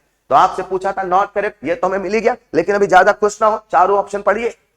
जब भी थ्योरी का सवाल आए हमेशा चारों ऑप्शन पढ़िए। अगला सवाल, एड्सॉर्प्शन स्पॉन्टेनियस, बिल्कुल सही बात है। पंखे पे धूल हमसे पूछ के चिपकती है क्या? अपने आप चिपकती है। जितना भी एड्सॉर्प्शन है वो स्पॉन्टेनियस है। अगला point, enthalpy and entropy change are negative, ये भी सही बात है कि जब भी एड्सॉर्प्शन होता है तो एनर्जी रिलीज होती है। एनर्जी रिलीज होना यानी एंथैल्पी कैसा होगा, निगेटिव। और जब भी कभी एड्सॉर्प्शन होता है तो जो गैसेस के मॉलिक्यूल थे वो रैंडम मूव कर रहे थे, मतलब उनमें रैंडमनेस ज्यादा थी। लेकिन जब आके वो एब्जॉर्ब हो गए यानी उनकी रैंडमनेस कम हो गई। रैंडमनेस का कम होना यानी एंट्रोपी का घटना। तो ये भी सही है, मात्र एक ही गलत है, दैट इज ऑप्शन नंबर 2। अगला सवाल, for a reversible process at 300 kelvin the volume of an ideal gas is increase from 1 litre to 10 litre. ठीक है साहब, वॉल्यूम बढ़ा है, calculate delta H if the process is isothermal. बस याद रखना, उसने एक वर्ड बोला आइडियल गैस, उसने बोला आइसोथर्मल। आपको यह पता होना चाहिए अगर आइडियल गैस है और आइसोथर्मल प्रोसेस है तो ना तो उसका डेल्टा एच मतलब ना तो एंथैल्पी बदलेगा और ना ही इंटरनल एनर्जी बदलेगा। So for an ideal gas in isothermal process delta U बराबर 0, डेल्टा एच बराबर 0। कुछ नहीं करना था, सीधे हमें टिक करके आना था आंसर 0। अगला सवाल बड़ा प्यारा सवाल है। इस सवाल को हालांकि आगे चल के क्लास में मैं मैथमेटिकली भी फील कराऊंगा और समझाऊंगा, लेकिन ये जो सवाल आज आप सबके सामने आया बच्चों, इसे आप बिल्कुल फील करके इमेजिन करके भी कर सकते थे। क्या? बस इतना पता होना चाहिए कि जब भी कभी एक्सपांशन वर्क रिवर्सिबल तरीके से होता है वो मैक्सिमम वर्क होता है। मैंने ऐसे कहा था, अगर आपको याद हो, इमेजिन करते हैं एक संदूक है, एक सूटकेस है, उसमें मैंने आपको बंद कर दिया। ऐसा क्यों बोला मैंने? ताकि आप सिस्टम बन पाए, ताकि आप सिस्टम को समझ पाए। इमेजिन करो बच्चे, एक बॉक्स है, उसके अंदर एक बंदा है, ठीक। अब वो जो बंदा है वो कॉन्टिन्यूअसली उस ढक्कन को ऊपर धकेल रहा है, ठीक है बच्चे। अब उसके ऊपर हमने रखा सैंड। क्या रखा? सैंड। तो मुझे एक बात बताओ, जब सैंड उसके ऊपर रखोगे, राइट, तो अब वो तो फोर्स लगा रहा है, वो तो वर्क कर रहा है। अब मैंने क्या किया, एक झटके से सारा सैंड हटा दिया। जब एक झटके से सारा सैंड हटाया तो जो एक्सपांशन हुआ, मतलब जो work done by the system हुआ, मतलब जो बंदे ने वर्क किया उसने एक झटके में किया जो किया। लेकिन इमेजिन करो अगर यही सैंड जो मैंने उस बॉक्स के ऊपर रखा वो एक झटके में ना हटा के एक एक करके हटाया होता, 1 बाय 1 करके रिमूव किया होता, तो मैं आपसे एक सवाल पूछता हूं मेरे बच्चों, सच बताओ उस बंदे ने क्या हर वक्त बहुत वर्क किया होता? उस बंदे ने क्या हर मोमेंट में वर्क किया होता? और शायद ये जो उसका वर्क होता वो पहले वाले वर्क से ज्यादा होता। और इसीलिए हम ऐसा कहते हैं कि work done in reversible expansion, work done in reversible expansion is greater than work done in irreversible expansion. जिसे आप फील करके भी समझ सकते हैं, मैथमेटिकली प्रूफ तो कर ही सकते हैं। एक बात तो पक्की है, एक प्रोसेस है रिवर्सिबल, एक प्रोसेस है इरिवर्सिबल। जो भी वर्क डन रिवर्सिबल में होगा, जो भी वर्क डन इरिवर्सिबल में होगा एक्सपांशन, उसमें रिवर्सिबल का वर्क डन इरिवर्सिबल से ज्यादा होगा। यानी किसने ज्यादा वर्क कर दिया? रिवर्सिबल में। सिस्टम की एनर्जी कहां ज्यादा खर्च हुई? रिवर्सिबल में। मुझे बताओ ये जो सिस्टम है वो इंसुलेटेड है कि नहीं है? है। इंसुलेटेड है मतलब हीट आने वाली नहीं है, हीट जाने वाली नहीं है। अगर सिस्टम ने वर्क किया तो उसने अपनी एनर्जी को खर्च किया, क्योंकि बाहर से कोई एनर्जी मिलने वाली नहीं है। तो अगर सिस्टम ने वर्क किया मतलब उसने अपनी एनर्जी को खर्च किया, मतलब उसने अपनी इंटरनल एनर्जी को घटाया। मुझे बताओ सबसे ज्यादा वर्क कौन कर रहा? रिवर्सिबल। सबसे ज्यादा अपनी एनर्जी कौन खर्च करेगा? रिवर्सिबल। सबसे ज्यादा किसकी इंटरनल एनर्जी घटेगी? रिवर्सिबल। और जब इंटरनल एनर्जी घटेगी तो आइडियल गैस का जो इंटरनल एनर्जी है वो टेम्परेचर का फंक्शन है, यानी इंटरनल एनर्जी घटा तो टेम्परेचर भी घटा। समझे मैंने क्या बोला? आओ समझते हैं। तो प्यारे बच्चों जरा सुनिएगा, हमसे कहता है from the same initial state if T initial is the initial temperature and T final is the final temperature, which one of the following statement is correct? T final reversible बराबर T final reversible सरासर गलत है, हो ही नहीं सकता। T final बराबर T initial for both reversible and हो ही नहीं सकता। अगर इंसुलेटेड है मतलब ना तो हीट आई ना तो हीट गई, यानी उन्होंने अपनी ही इंटरनल एनर्जी का प्रयोग करके प्रोसेस कराया। अगर उन्होंने अपनी ही इंटरनल एनर्जी का प्रयोग करके प्रोसेस कराया तो कुछ ना कुछ तो इंटरनल चेंज आएगा, टेम्परेचर सेम हो ही नहीं सकता। यानी एक बात तो पक्की है कि जो सेकंड ऑप्शन है वो भी होने वाला नहीं है। अब चलते हैं थर्ड ऑप्शन में, T final irreversible is greater than T final reversible. थोड़ा फील करना बच्चों, इमेजिन करते हैं ये मेरे पास कंटेनर है, ठीक है, और यहां पे एक्सपांशन वर्क डन हुआ, इसमें हुआ रिवर्सिबल तरीके से, इसमें हुआ इरिवर्सिबल तरीके से, और दोनों के अंदर जो गैस भरी वो कौन सी गैस है, आइडियल, ये शर्त है। और ये पता होना चाहिए कि जो आइडियल गैस का इंटरनल एनर्जी है वो टेम्परेचर का फंक्शन है, मतलब इंटरनल एनर्जी बढ़ेगी तो टेम्परेचर बढ़ेगा, इंटरनल एनर्जी घटेगी तो टेम्परेचर घटेगा, ये हमें पहले से पता होना चाहिए। एक बात बताओ, अगर यहां पे भी आइडियल गैस है, यहां पे भी आइडियल गैस है, ठीक है भाई, और इसका हुआ एक्सपांशन, इसका हुआ एक्सपांशन, ठीक है, हीट आना जाने का रास्ता बंद है। अब जब एक्सपांशन हुआ तो इसने अपनी इंटरनल एनर्जी को घटाया, ज्यादा वर्क किसने किया साहब, रिवर्सिबल ने, रिवर्सिबल ने ज्यादा वर्क किया तो इंटरनल एनर्जी किसकी ज्यादा घटी, रिवर्सिबल की, मतलब किसका टेम्परेचर ज्यादा घटा, रिवर्सिबल का, यानी फाइनल टेम्परेचर किसका कम हुआ, रिवर्सिबल का, यानी फाइनल टेम्परेचर किसका ज्यादा हुआ, इरिवर्सिबल का। तो so simple answer will be third, T final irreversible is greater than T final reversible. मुझे पूरा यकीन है ये सवाल बहुत सारे बच्चों ने फील करके किया होगा, उनका आंसर सही आया होगा, और जिसने बहुत सोचा होगा फिर यहां पे फिर सोचने के लिए बहुत कुछ है। Is this clear? तो कुछ इस प्रकार से सवाल को हमने किया, and answer will be nothing but T final irreversible is greater than T final reversible. आओ चलते हैं अगले सवाल की तरफ। अगला सवाल बहुत आराम से करने का सवाल था, अगर आपने थोड़ा सा जल्दबाजी की तो फिर आंसर हो जाएगा गलत। अच्छा, मैं कहूंगा सबसे पहले सवाल को देख के ये सोचो कि क्या इस सवाल को हम ओरली कर सकते थे। आओ देखते हैं। प्यारे बच्चों, इस सवाल में हमारे सामने है पेंटेन और यहां पे है हेक्सेन, जिसे मैंने पी और एच से लिखा, ठीक है। पेंटेन और हेक्सेन के मोल रेशियो दे रखे 1:4, यानी कि मान लो पेंटेन का 1 मोल है, मान लो हेक्सेन का 4 मोल है, मान लो। The vapour pressure of the pure hydrocarbon, मतलब प्योर जब फॉर्म में था तो पेंटेन का दे रखा है 440 mmHg और हेक्सेन का दे रखा है 120 mmHg। एक चीज को समझिएगा बच्चों, यह है 12 और यह है 44।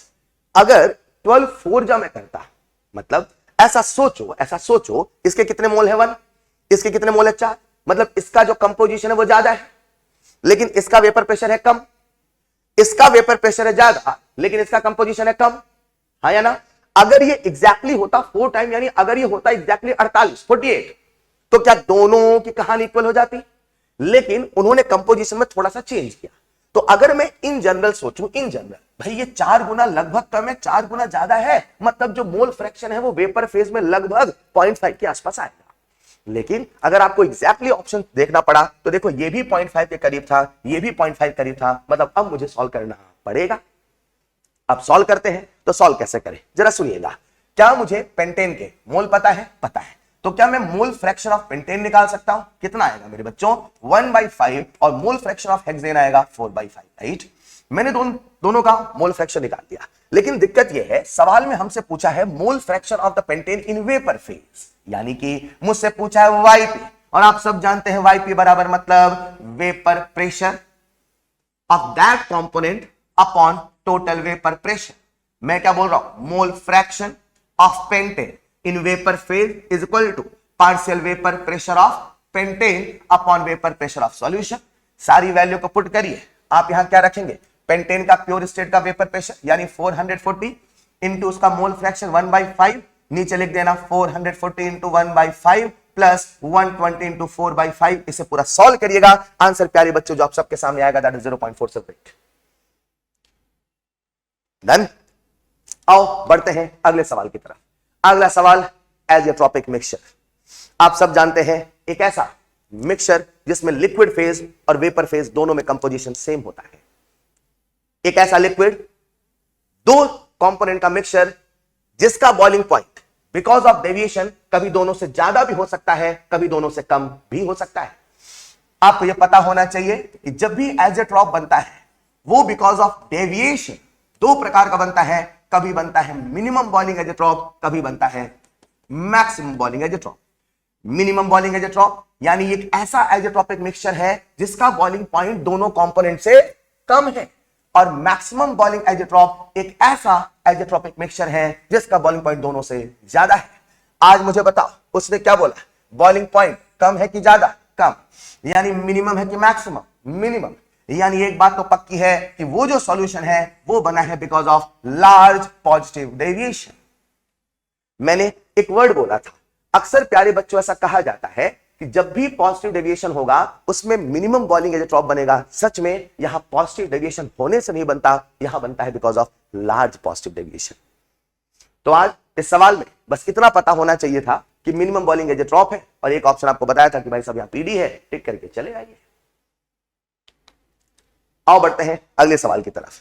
अगला जो सवाल है उसमें हमें फ्रीजिंग पॉइंट पूछा है, थोड़ा सा कैलकुलेशन है, आई एग्री। फ्रीजिंग पॉइंट पूछा है, 0.1 ग्राम दे रखा है।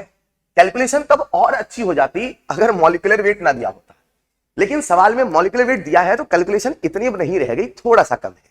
आओ देखते हैं, वेट दिया है, मॉलिक्यूलर वेट दिया है, पानी का वेट दिया, हमसे फ्रीजिंग पॉइंट पूछा है। तुरंत हमारे दिमाग में फॉर्मूला आ चुका है। कौन सा फॉर्मूला प्यारे बच्चों? डेल्टा टीएफ बराबर आई इंटू के एफ इंटू एम। मैंने आपसे कहा था जितने सीपी उतने फॉर्मूले, बस आप ये पता करो वो किस सीपी का सवाल है। ये किस सीपी का सवाल है? फ्रीजिंग पॉइंट का। हमने लगाया फॉर्मूला डेल्टा टीएफ बराबर आई इंटू के एफ इंटू एम। अब इस इलेक्ट्रोलाइट का मुझे डिग्री ऑफ डिसोसिएशन गिवन नहीं है, यानी मैं से कितना मान के चलूंगा? 100% डिसोसिएटेड, यानी कि इसका जो आई है कोऑर्डिनेशन स्फीयर के बाहर 3 पोटेशियम, 1 कोऑर्डिनेशन, कितना मान चलूंगा? 4। यानी प्यारे बच्चों मैं कह सकता हूं डेल्टा टीएफ बराबर 4 इंटू के एफ पानी का दिया था दैट इज 1.86 इंटू मोलैरिटी यानी number of moles of solute upon weight of solvent in KG. Solute का कितना वेट दिया है? 0.1। मॉलिक्यूलर वेट कितना दे रखा है? 329 और वेट दैट इज 100 अपॉन 1000। आप इसे सॉल्व करेंगे, आंसर आप सबके सामने इजीली सॉल्व होकर आएगा and the answer will be first. Clear है? तो सवाल में कुछ भी नहीं था, बस आपको आराम से सॉल्व करना था, इजीली सवाल आपसे बन जाता। आइए चलते हैं अगले सवाल की तरफ। अजाइंड मॉलिक्यूल कंटेन्स 0.25% ऑफ मैटर। किसी एक मेटल का 0.25% है, ठीक है, whose atomic weight is 59। मतलब वो जो मेटल है जिसका 0.25% है उसका उन्होंने कहा कि जो एटॉमिक वेट है कितना है? 59, ठीक है। It's molecules contain 1 atom of that matter. और वो जो मॉलिक्यूल है, मतलब मान लो, इमेजिन करो ये मेरे पास एक हाइपोथेटिकल मॉलिक्यूल है और इसमें वो मेटल एटम है और उनका कहना है कि इसमें उस मेटल एटम का मात्र एक ही मेटल एटम है और ये टोटल वेट का 0.25% है। मतलब अगर एक एटम है तो जो भी उसका वजन है वो कुल वजन का टोटल वेट का कितना है? 0.25%। अब सवाल हमसे कहता है then its minimum molecular weight is. करने के 1000 तरीके हो सकते हैं, मैं कहूंगा ऐसे सोचो, ऐसे सोचो, अगर ये मॉलिक्यूल है और ये जो मॉलिक्यूल का टोटल वेट है ये है 100%। सिंपल सी बात है, टोटल वेट ही तो 100 है, टोटल मास से तो 100% है। ये जो मॉलिक्यूल है ये है 100% और 100% में एक मेटल एटम जिसका वजन है 59, उसकी वक़्त है मात्र 0.25%। यानी आप ऐसा सोच सकते हो कि जो 0.25% है वो अपने आप में 59 की वैल्यू पजेस करता है। तो आप ऐसा सोच सकते हो कि जो 1% है वो 0.25 है। तो आप ऐसा सोच सकते हो 100%, यानी इसे 100 से मल्टीप्लाई करिए, सॉल्व करिए ना। जब आप इसे सॉल्व करते हैं तो आंसर आप सबके सामने आ जाएगा, that is 23600। Is this clear? तो सिंपली परसेंटेज के फीलिंग से भी सवाल को किया जा सकता था, कोई हाई फाई फॉर्मूले जाने की आवश्यकता नहीं थी। तो आइए देखते हैं अगला सवाल। अगला सवाल फिर से मूल कंसेप्ट से, काफी सिंपल सवाल। Which of the following figure does not represent 1 मोल। मैं फिर कहूंगा, जब भी कभी आपसे बोले नॉट, इन सब चीजों को अंडरलाइन जरूर करिए। तो सवाल मुझसे कह रहा है डज नॉट रिप्रेजेंट, मतलब इनमें से वो कौन सा केस है जो कि 1 मोल को रिप्रेजेंट नहीं कर रहा है। 16 ग्राम ऑफ ऑक्सीजन, यानी कि अगर मैं मोल निकालूंगा मेरे प्यारे बच्चों तो number of mole is equal to 16/32, यानी ये रिप्रेजेंट नहीं कर रहा है। अगर मैं आपसे कहूं 11.2 लीटर ऑफ गैस तो 11.2 लीटर यानी number of mole is equal to 11.2/22.4, यानी कितना मोल आया? Half mole. ये भी रिप्रेजेंट नहीं कर रहा है। अगर मैं आपसे बात करूं सेकंड ऑप्शन की, दैट इज बी ऑप्शन, तो बी ऑप्शन में बेसिकली एसटीपी कंडीशन पे उन्हें बोलना था 22.4 लीटर, लेकिन उन्होंने क्या बोला है? 22.7 लीटर। इस कारण से अगर मैं कहूं इनमें से ऐसे कौन से केस हैं जो नहीं रिप्रेजेंट कर रहे हैं 1 मोल को, तो एक होगा ए, एक होगा बी, एक होगा बी। जो सी वाला ऑप्शन है वो परफेक्टली 1 मोल है, मतलब वो तो होने वाला नहीं है। तो जिन जिन ऑप्शन में सी था, इसमें था, इसमें था, इसमें था, ये आंसर होने वाला नहीं है। एक ही आंसर बचा, दैट इज ऑप्शन नंबर 2। अगला सवाल बहुत प्यारा सवाल है। अगले सवाल में बहुत सारे बच्चे गलती करते हैं और गलती करने का सिंपल सा रीजन है, आपने चीजों को एक हद तक तो समझा था लेकिन उस ग्राफ को आपने नहीं याद किया जो यहां पे रिलेटेड था। आज सवाल मुझसे क्या कह रहा है कि मेरे पास पोटेशियम क्लोराइड है और एसिटिक एसिड है।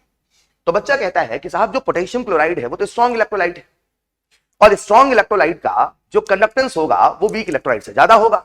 गलत भी नहीं है, सही है। पोटेशियम क्लोराइड का जो कंडक्टेंस है वो वीक इलेक्ट्रोलाइट ज्यादा होगा, लेकिन सवाल में उन्होंने कहा है लिमिटिंग मोलर कंडक्टिविटी, यानी कि एट इनफाइनाइट डाइल्यूशन। जब इनफाइनाइट डाइल्यूशन होगा उस समय की बात हो रही है, मतलब चाहे स्ट्रॉन्ग हो चाहे वीक हो, 100% डिसोसिएटेड होगा, उस समय की बात हो रही है। तो मेरे प्यारे बच्चों, अगर उसने कहा है एसिटिक एसिड, तो एसिटिक एसिड में एक आयन कौन सा आयन है? H+ ion. एक आयन कौन सा आयन है? H+ ion. और जब इनफाइनाइट डाइल्यूशन होगा उस समय ये चाहे वीक हो चाहे स्ट्रॉन्ग हो, 100% डिसोसिएटेड होगा उस समय, because of H+ ion conductance of acetic acid ज्यादा नहीं, कुछ ज्यादा ही ज्यादा होगा। अगर आपको याद हो, मैंने आपसे कहा था among all the ions in aqueous solution H+ and OH- ion is having maximum conductance. इनका जो कंडक्टेंस होता है वो सबसे ज्यादा होता है। तो इसी कारण से जो H+ आयन है वो एसिटिक एसिड को रेस में जिता देगा। तो उन्होंने कहा statement number 1, the limiting molar conductivity of KCl is higher compare to that of acetic acid. मुझे लगता है ये जो स्टेटमेंट है वो गलत है। Second statement, molar conductivity decreases with decrease in concentration of electrolyte. अगर कंसंट्रेशन घट रहा है तो कंसंट्रेशन का घटना यानी कि डाइल्यूशन का होना। तो प्यारे बच्चों, आपको याद होता है जब भी कभी हम डाइल्यूशन करते हैं तो डाइल्यूशन करने से कंडक्टेंस बढ़ता है, मोलर कंडक्टेंस बढ़ता है, इक्विवेलेंट कंडक्टेंस बढ़ता है, लेकिन जो कंडक्टिविटी दैट इज कप्पा वो घटता है। तो सवाल मुझसे कह रहा है कि बताओ इनमें से कौन सा स्टेटमेंट सही है, इनमें से कौन सा स्टेटमेंट गलत है। तो स्टेटमेंट 1 भी गलत है, स्टेटमेंट 2 भी गलत है। ओके, तो इस प्रकार से ये सारा का सारा डिस्कशन था फिजिकल केमिस्ट्री का। आगे का डिस्कशन कंटिन्यू करने आप सबके सामने आ रहे हैं Bansal sir. Thank you so much. नमस्कार, आपका टेस्ट बढ़िया रहा होगा। इनॉर्गेनिक में बड़े साधारण से क्वेश्चन थे, ठीक है। और metrology, D and F block और हाइड्रोजन, ये 3 चीजें अपने कोर्स में थी। पहला क्वेश्चन पूछ रहा है match list with list 1 with list 2। List 1 में फर्नेस के नाम दे रखे हैं और सेल्स के नाम दे रखे हैं, और लिस्ट 2 में प्रोसेस या मेटल जिनको बेनिफिशियरी मेटल्स है जिनसे ये प्रोसेस जिन मेटल्स के लिए करवाए जाते हैं वो दिया हुआ है। तो अगर आप देखोगे तो किसी एक को भी देखोगे तो आपको आंसर आ रहा है। ऐसा कोई भी नहीं है कि आपको बहुत ज़्यादा मिक्स एंड मैच करने की जरूरत पड़ेगी। फॉर एग्जांपल ब्लास्ट फर्नेस देखोगे तो पूरे मेटलर्जी में ब्लास्ट फर्नेस अपन ने एक ही जगह पर यूज़ किया, that is a metallurgy of iron, जिसमें पहला सबसे पहले मिलता है पिग आयरन। तो सी का फर्स्ट होना चाहिए। सी का फर्स्ट इन्होंने बदमाशी करी हुई है, 2 ऑप्शन दिए हुए हैं, तो इसका मतलब थोड़ा खेल रहे हैं, थोड़ा भी खेल लेते हैं। Electrolytic cell, electrolytic cell aluminium की मेटलर्जी के लिए यूज करते हैं। मैंने कहा था एस ब्लॉक वाले मेटल्स रिएक्टिव होते हैं, उनकी मेटलर्जी एज सच कोर्स में नहीं है, तो हमारे पास रह गया एल्यूमिनियम। उसके लिए इलेक्ट्रोलाइटिक रिडक्शन काम में लेते हैं, इलेक्ट्रोलाइटिक सेल काम में लेते हैं, इसका नाम है हॉल हेरोल्ड सेल। तो इसका आंसर दिया हुआ है एल्यूमिनियम। तो सी बी का सेकंड होना चाहिए, बी का सेकंड इसी ऑप्शन में है, तो फर्स्ट ऑप्शन अपने को करेक्ट लग रहा है। फिर भी एक बार डबल चेक करने के लिए रिवर्बरेटरी फर्नेस देखते हैं, वो मैंने कॉपर के लिए बताया था, इसके अंदर स्मेल्टिंग और रोस्टिंग वगैरह करते हैं, तो वो कॉपर के लिए हो गया।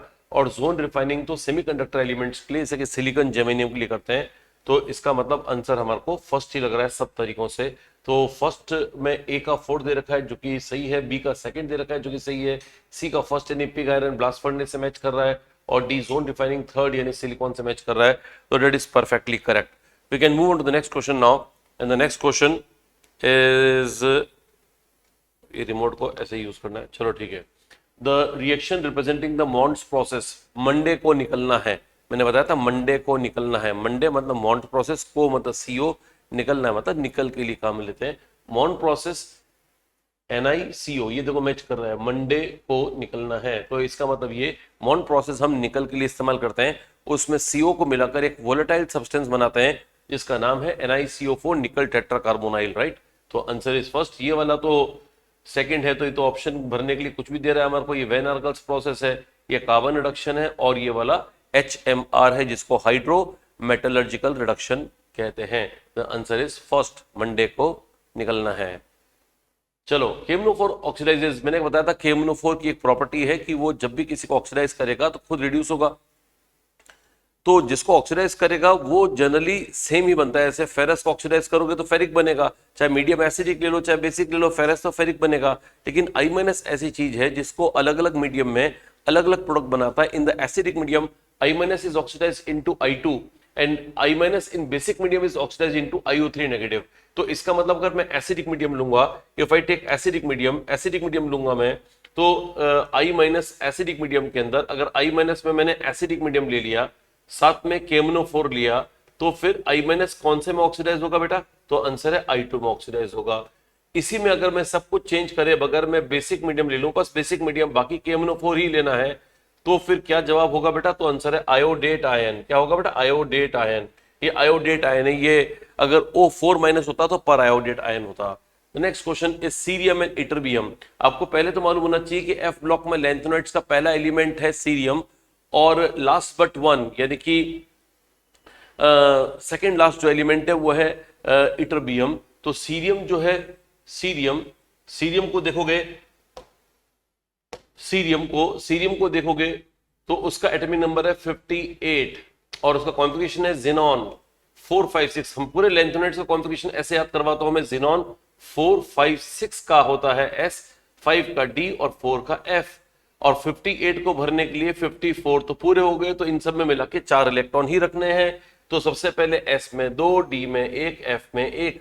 तो अगर आपको पूछ रहे हैं कि Ce+4 क्यों बनाता है, तो +4 बनाने पर ये सीरियम +4 जो कि ज़ेनॉन कॉन्फ़िगरेशन होगा स्टेबल हो जाएगा। वैसे तो इसकी F ब्लॉक की सबसे जो लैंथेनोइड्स की सबसे पसंदीदा स्टेट होती है वो +3 होती है, लेकिन सीरियम +4 में भी जा सकता है।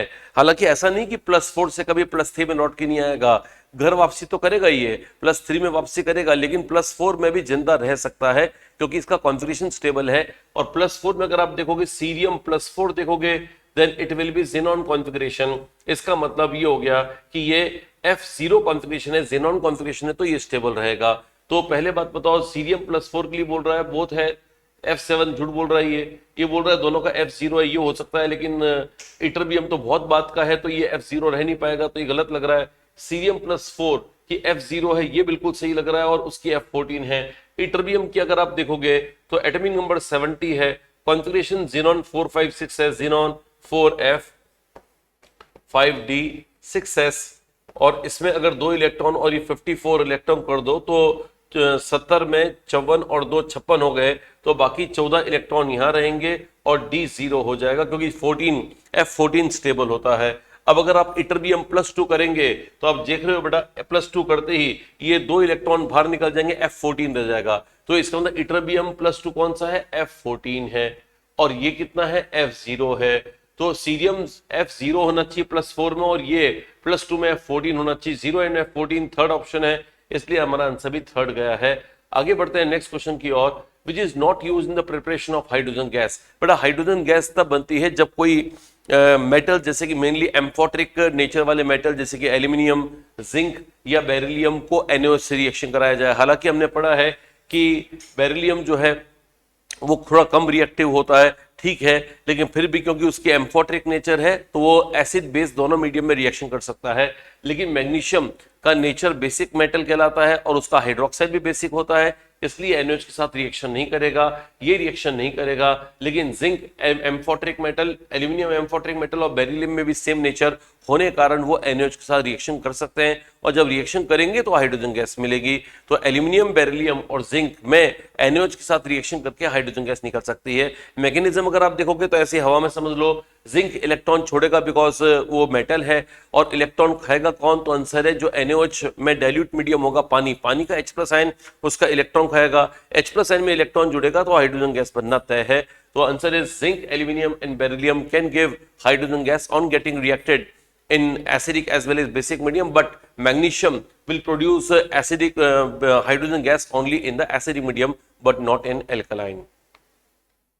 फिर आ रहा है इनमें से कौन सा रिड्यूसिंग नेचर डिपिक्ट करता है। बेटा रिड्यूसिंग नेचर H2O2 होने के लिए ये खुद ऑक्सीडाइज होना चाहिए, दूसरे को रिड्यूस करेगा तो खुद ऑक्सीडाइज होना चाहिए, यानी O2 बननी चाहिए। तो बताओ H2O2 जब ऑक्सीडाइज करता है तो क्लास में डिस्कस किया था कि ये O2 बन जाता है, तो हमारे को बस वो रिएक्शन पकड़ लेनी है जहां पर वो O2 बना रहा हो, क्योंकि H2O2 को ऑक्सीडाइज करोगे, H2O2 को ऑक्सीडाइज करोगे O-1, ये O-1 है, इसको ऑक्सीडाइज करोगे तो O2 बनना तय है, खुद ऑक्सीडाइज होगा तो अगले को रिड्यूस करेगा। तो जहां पर O2 बन रहा है बस वही आंसर है। यहां O2 नहीं बन रहा है छोड़ दो, यहां O2 बन रहा है ले लो, यहां O2 नहीं बन रहा है छोड़ दो, यहां नहीं बन रहा है छोड़ दो, आंसर इज सेकंड। वैसे भी देख लो बेटा, यहां पर -1 है, यहां पर 0 है, या फिर यूं देख लो आयोडीन 0 से -1 में जा रहा है, तो रिड्यूसिंग नेचर यहां पर सामने आ रही है H2O2 की।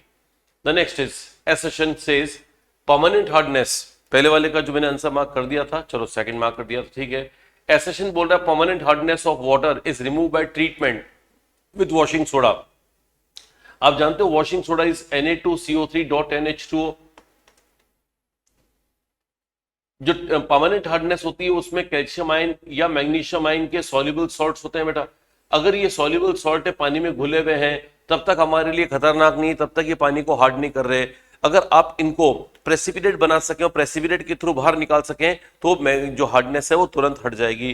तो उसके लिए हम क्या करते हैं, वॉशिंग सोडा ऐसे सॉल्ट्स में ऐड करते हैं। वॉशिंग सोडा ऐड करेंगे तो ये जो कार्बोनेट है वो कैल्शियम के साथ जाके टकराएगा, तो कैल्शियम कार्बोनेट का प्रेसिपिटेट बना के उसको बाहर फेंक देगा, because calcium carbonate water insoluble होता है। तो रीजन बोल रहे हैं washing soda react with sodium magnesium sulphate to form insoluble carbonate. ये बोल रहे हैं इनसॉल्युबल कार्बोनेट, तो ये इनसे और इनसे रिएक्शन करके इनसॉल्युबल कार्बोनेट बना लेता है, जो कि एकदम सही है। कैल्शियम कार्बोनेट वाकई में इनसॉल्युबल है, तो जैसे हम इसमें डालेंगे तो इनसॉल्युबल चीज बन रही है। तो अब बात करते हैं ये सही है क्या, तो ये तो बिल्कुल सही था, क्योंकि हम वॉशिंग पाउडर को, वॉशिंग सोडा को यूज करते ही हैं for the removal of permanent hardness. इसका रीजन क्या ये है क्या कि जो नया कंपाउंड बनता है वो इनसॉल्युबल चीज बना लेता है। Yes, the answer is yes, तभी तो कैल्शियम मैग्नीशियम बाहर निकलेगा। इनसॉल्युबल चीजें बनेंगी, प्रेसिपिटेट होगा तभी तो बाहर निकलेगा, तो ये बिल्कुल सही है। इसका जो रीजन है बिल्कुल सही है, क्योंकि अगर आप इसमें बिकॉज लगा के पढ़ते हो तो बिल्कुल सही मैच कर रहा है। Permanent hardness of water is remove by treatment with washing soda because washing soda react with soluble magnesium and calcium sulfate to form insoluble carbonate is absolutely right answer. The next one, तो मतलब कुल मिलाकर हमारा answer जाएगा इसका first, क्योंकि assertion reason दोनों correct है और एक्सप्लेनेशन भी सही है। The next is which of the following groups of periodic table do not form hydride? Hydride कौन नहीं बनाता? तो हाइड्राइड मैंने कहा था हाइड्राइड गैप नाम की एक चीज होती है, और वो होता है हाइड्राइड गैप होता है ग्रुप 7, 8, 9, ग्रुप 7, 8, 9। ये जो ग्रुप है बेटा ये हाइड्राइड्स नहीं बनाते, और एक्स्ट्रा इंफॉर्मेशन देता हूं 6 में अकेला क्रोमियम ही बनाता है, तो ये हाइड्राइड गैप नहीं है। हाइड्राइड गैप यहां से यहां तक है, इसके बाद वाले हाइड्राइड्स बनाएंगे, इसके पहले वाले हाइड्राइड्स बनाएंगे, लेकिन यह हाइड्राइड नहीं बनाएगा। इसका मतलब हाइड्राइड गैप है 7, 8, 9, आंसर आ गया फर्स्ट। नेक्स्ट है which is an example of auto reduction. Auto reduction को मैंने क्लास में सेल्फ रिडक्शन भी बताया था। सेल्फ रिडक्शन बोले ऑटो रिडक्शन बोले वो सही है, और वो होता है क्यों होगा प्रभात के सल्फाइड्स में। क्यों होगा प्रभात मतलब CuHgPb के सल्फाइड्स में, क्योंकि इनका SRP जो है, इनका SRP इस वैल्यू का होता है, पॉजिटिव वैल्यू का होता है, ताकि इनका रिडक्शन आसान होता है। ऑटो रिडक्शन यानी जिनका ऑटोमेटिक खुद के साथ ही खुद के कंपाउंड, कॉपर के 2 कंपाउंड के साथ में रिडक्शन हो जाए, कोई बाहर से रिड्यूसिंग एजेंट मिलाने की जरूरत नहीं पड़े, खर्चा कम हो, वो ऑटो रिडक्शन है। तो अब कॉपर का ऑटो रिडक्शन का फर्स्ट रिएक्शन क्या होगा, Cu2S होगा प्लस Cu2 होगा, ठीक है ना। ये रिडक्शन है, इसलिए बाहर से एयर नहीं लेनी, नहीं तो ऑक्सीडेशन हो जाएगा। हम रिडक्शन कराते समय ऑक्सीडेशन तो ना करेंगे, तो इसलिए नो एयर लेंगे बेटा, हवा नहीं लेनी है, क्योंकि रिडक्शन करना है।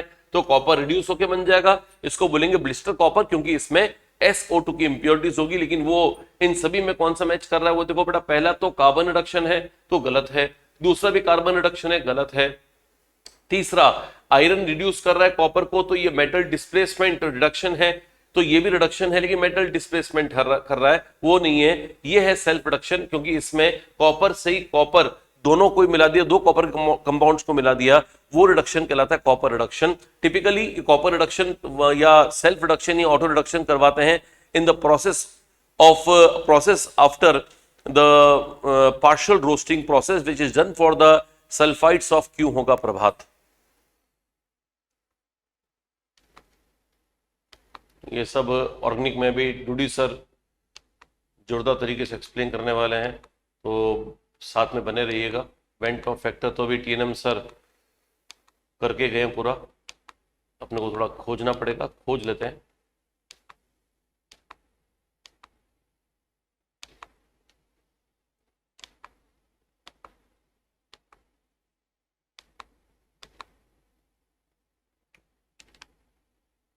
चलो आ गया।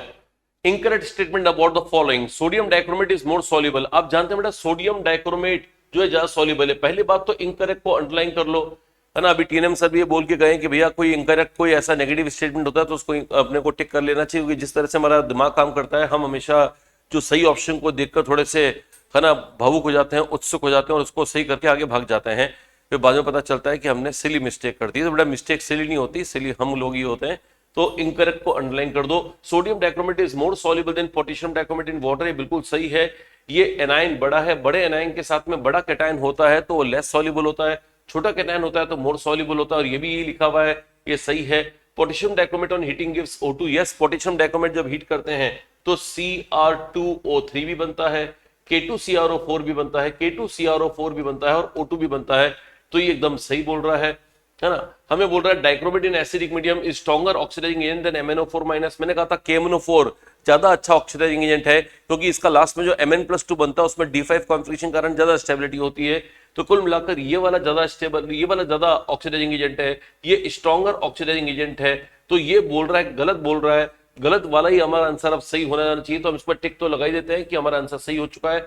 फिर भी देखते हैं। डाइक्रोमेट एनायन होता है बेटा क्रोमियम ओ क्रोमियम, ठीक है ना, इसमें 7 है। और जहां भी डाई न्यूक्लियर मॉलिक्यूल्स में कभी भी O7 आ जाए तो समझ जाओ उसमें XOX बॉन्ड है, यानी यहाँ पे CrOCr बॉन्ड है। तो क्या है CrOCr। तो ऐसा लगता है कि किसी CR को आवाज दे रहा हूं CrOCr, लेकिन ये CrOCr इस बॉन्ड का नाम है। कितने O बच गए? 6। तो 3 O यहां लगा दो बेटा, 3 O यहां लगा दो। माइनस कितने हैं? 2 हैं। एक माइनस यहां लगा दो, एक माइनस यहां लगा दो। सिंगल डबल डबल और सिंगल डबल डबल से इसका पूरा स्ट्रक्चर बनाने के बाद यहां 3 में रेजोनेंस हो रहा है, यहां 3 में रेजोनेंस हो रहा है, यहां और यहां पर ऐसा कोई रेजोनेंस नहीं जैसे यहां पर है। इसलिए ये तीनों बॉन्ड लेंथ बराबर होंगी, ये डिफरेंट होगी। इन तीनों बॉन्ड लेंथ को मैं A बोलूं और इसको B बोलूं तो वापस इनको A बोलना पड़ेगा और इसको B बोलना पड़ेगा। Total type of bond length कितनी है? 2 ही है। तो 2 तरह के CRO बॉन्ड्स हैं। तो ये वाला क्वेश्चन, ऐसा क्वेश्चन जेई में ही पहले पूछा हुआ है। तो और क्योंकि एनसीईआरटी में इसका स्ट्रक्चर बना हुआ है तो हमारे लिए इंपॉर्टेंट है कि इसमें 2 ही तरह के CRO बॉन्ड्स होते हैं। तो ये तो हमारे को सही दे रखा है, लेकिन हमें सही नहीं गलत का सिलेक्शन करना है और वो सिलेक्शन हो चुका है। हमारा आंसर इज 3rd, राइट। फिर बोल रहा है कि M+3 ऑफ लैंथेनोइड्स। मैंने लैंथेनोइड्स में बताया था कि इसमें अनपेयर्ड इलेक्ट्रॉन के चलते इसमें कलर आता है, और अगर कलर आता है अनपेयर्ड इलेक्ट्रॉन्स कारण आ रहा है तो जिन जिन आयंस में अनपेयर्ड इलेक्ट्रॉन बराबर होंगे कलर भी अप्रोक्सीमेटली सेम आएंगे। और वही बोल रहा है कि species having same unpaired electrons have same colour, nearly same colour. बिल्कुल ट्रू स्टेटमेंट है, हमें ट्रू ही निकालना है। तो मेरे को लगता है हमारा आंसर तो पहले आ चुका है। फिर भी देख लेते हैं। Misch metal alloy made of actinoids, बिल्कुल गलत। मिश मेटल के अंदर 95% एनसीईआरटी में लिखा हुआ लैंथेनोइड्स होते हैं, 5% है ना, उसमें थोड़ा बहुत आयरन होता है और थोड़ा बहुत कुछ नॉन मेटल्स और कुछ मेटल्स भी होते हैं, कैल्शियम, एल्यूमिनियम और सल्फर वगैरह उसमें एलिमेंट नॉन मेटल्स भी होते हैं, मेटल्स भी होते हैं, यानी वो ट्रेसेस में होते हैं। मेनली 95% तो होता है लैंथेनोइड, 5% आयरन, ऐसा एनसीईआरटी में लिखा हुआ है। तो इसका मतलब ये हो गया कि ये फॉल्स स्टेटमेंट है बेटा। Higher oxidation state are more probable in lanthanides, गलत। लैंथेनाइड्स के अंदर +3 ऑक्सीडेशन स्टेट मोस्ट कॉमन है, जबकि एक्टिनाइड्स में +7 तक जाती हैं। तो हायर ऑक्सीडेशन स्टेट एक्टिनाइड्स में कॉमन हो सकती थी, तो ये फॉल्स दे दिया बेटा। लैंथेनोइड्स फॉर्म लार्ज नंबर ऑफ ऑक्सोकैटायंस। बेटा लैंथेनोइड छोटे होते हैं और छोटों में ऑक्सीजन आए वो तो फिर भी ठीक है, और उसपे प्लस चार्ज आ जाए तो मुश्किल हो जाएगा ना बेटा। छोटों पे प्लस की इंटेंसिटी ज्यादा होगी, जैसे UO2+ बन जाता है, किताबों में UO2+ का जिक्र है कि ये बन जाता है, लेकिन लैंथेनोइड ऐसे आयन नहीं बनाते, उनका साइज छोटा होता है। तो ऑक्सोकैटायन का मतलब ऑक्सीजन भी और कैटायन भी। ऑक्सोकैटायन कौन बना लेते हैं? तो आंसर है लार्ज एलिमेंट जैसे कि एक्टिनोइड्स, लेकिन स्मॉल एलिमेंट जैसे कि जो लैंथेनोइड्स होते हैं they are unable to form such cations. Ellingham diagram की बात करें तो एरिंगम डायग्राम में जहां पर ग्राफ कट करता है, मैंने कहा था नीचे वाला ऊपर वाले को रिड्यूस कर देगा, तो नीचे वाला ऊपर वाले को रिड्यूस कर देगा। तो नीचे वाला तो मैग्नीशियम है, ये ऊपर एल्यूमिनियम है, तो नीचे वाला मैग्नीशियम ऊपर वाले को रिड्यूस कर देगा। लेकिन इस टेम्परेचर के पहले तक यहां तक मैग्नीशियम राजा है, मैग्नीशियम राजा है, मैग्नीशियम राजा है। इसके बाद समय हर किसी का आता है और यहां पर हम बोलेंगे टेम्परेचर हर किसी का आता है। तो ये वाले टेम्परेचर पर बेटा ये जो एल्यूमिनियम वाला ग्राफ है वो नीचे आ गया है। अब एल्यूमिनियम का समय आ गया तो यहां पर इस टेम्परेचर के ऊपर एल्यूमिनियम अच्छा रिड्यूसिंग एजेंट हो जाएगा, और इस टेम्परेचर पे कोई भी नहीं होगा, दोनों बराबर के हो जाएंगे, है ना। ये भी और वो भी दोनों बराबर ताकत के हैं। बराबर ताकत वाले जब खेलते हैं तो फिर मैच ड्रॉ हो जाता है। तो यहां पर मैच ड्रॉ हो जाएगा, यहां मैग्नीशियम जीतेगा, यहां एल्यूमिनियम जीतेगा। 1673 के पहले मैग्नीशियम अच्छा रिड्यूसिंग एजेंट, उसके बाद में एल्यूमिनियम, और इंटरसेक्शन पे कोई भी नहीं। Below 1673 kelvin magnesium can reduce, below बोल रहा है मैग्नीशियम कैन रिड्यूस, मैंने टिक लगा रखा है, तो पहला ही आंसर हमारा सही हो गया। फिर भी दूसरा देख लेते हैं, अबव एल्यूमिनियम कैन रिड्यूस, अरे भाई तो ये इसको भी सही बोल रहा है, मतलब आंसर ऑल होना चाहिए। फिर भी देख लेते हैं ए पॉइंट पर, इस पॉइंट पर कोई रिडक्शन नहीं होगा, तो ये भी सही है, मतलब answer is all right, simple answer. Statement about heavy water correct. Heavy water जो होता है उसमें एक प्रॉपर्टी होती है बेटा कि हैवी वाटर में वैसे तो कई सारी प्रॉपर्टी होती है कि उसमें जो ड्यूटेरियम के कारण जो उसमें एच बॉन्डिंग होती है ना, इसको आप डी बॉन्डिंग भी कह सकते हैं, एच बॉन्डिंग कह सकते हैं, वो ज्यादा एसोसिएट होगी, अच्छी होगी। लेकिन उसकी एक ही बात है जो कि पानी से थोड़ा सा वो अलग है कि भाई पानी और उसमें ऐसा होता है कि पानी की प्रॉपर्टी उस पॉइंट ऑफ व्यू से ज्यादा होती है, वो है एज अ सॉल्वेंट, क्योंकि पानी का डाइलेक्ट्रिक कांस्टेंट ज्यादा है, D2 का डाइलेक्ट्रिक कांस्टेंट कम है, तो एज अ सॉल्वेंट पानी बेटर है, D2 अच्छा नहीं है, बाकी सारी प्रॉपर्टी D2 की बेटर होती है। One of the properties that D2 has, it can slow down the speed of neutrons. जो न्यूट्रॉन्स की स्पीड होती है किसी न्यूक्लियर रिएक्टर में, एक तो होती क्या बोलते हैं मॉडरेटर, एक कंट्रोलर रॉड्स होती हैं, कंट्रोलर रॉड्स तो उसको एब्जॉर्ब कर लेती हैं, है ना, जैसे कि कैडमियम होता है, बोरोन होता है, तो ये तो उसको एब्जॉर्ब कर लेते हैं न्यूट्रॉन्स को। लेकिन जो ये हैवी वाटर होता है वो उसकी स्पीड को स्लो डाउन कर लेता है। Sometimes we take heavy water in typical nuclear reactor, we can also take graphite for the same purpose. तो slowing down is something different and absorption is something different. So what is the use of heavy water? It is used as a moderator in the nuclear reactor which moderates the speed. Moderate मतलब ठीक ठाक कर देना, यानी उसकी speed को slow down कर देता है, न्यूट्रॉन्स की स्पीड को स्लो डाउन कर देता है, and makes the further process more effective, because slow moving neutrons है ना जो ज्यादा डेंजरस होते हैं एक्चुअली। तो इसका मतलब हुआ heavy water is used as moderator in nuclear reactor, is true statement. तो ए तो होना ही चाहिए हमारे आंसर में, अगर ए नहीं है तो वो आंसर नहीं होगा, ये नहीं होगा। और देखते हैं, heavy water is more associate, अभी मैंने बोला था हैवी वाटर में बॉन्डिंग अच्छी होती है ना, D2 और D2 में ज्यादा एसोसिएट होगा क्योंकि ड्यूटेरियम हैवियर है, एच बॉन्डिंग ज्यादा अच्छी होगी, मोर एसोसिएटेड होगा, मॉलिक्यूलर मास भी ज्यादा है, तो ये ट्रू स्टेटमेंट है। तो बी भी ट्रू होना चाहिए, तो ये गलत हो गया हमारा। अब फर्स्ट और सेकंड में कंपैरिजन है, सी देखते हैं। Heavy water is more effective solvent, ये इसने झूठ बोल दिया है ना, पानी अच्छा सॉल्वेंट होता है because it has high dielectric constant. Heavy water is not a better solvent as compare to water, तो ये फॉल्स हो गया, तो TTF होना चाहिए। हमें पूछा है स्टेटमेंट सही कौन से हैं, तो A and B are correct, the answer is first. The next, ठीक है, तो अब द डूडी sir is coming, organic chemistry के बेदाज बादशाह वो आ रहे हैं और आपको सॉल्व करवाएंगे ऑर्गेनिक केमिस्ट्री की प्रॉब्लम्स। बने रहिए, स्टे ट्यून्ड, 2 मिनट के अंदर डूडी सर आ रहे हैं। हेलो बच्चों, कैसे हो सब लोग? कैसा गया आप लोगों का पेपर? आई होप बहुत शानदार गया होगा। अभी TNM सर और आशीष बंसल सर ने बहुत जबरदस्त तरीके से इनऑर्गेनिक एंड फिजिकल पार्ट को डिस्कस किया था। अभी हम ऑर्गेनिक पार्ट है उसको डिस्कस कर लेते हैं।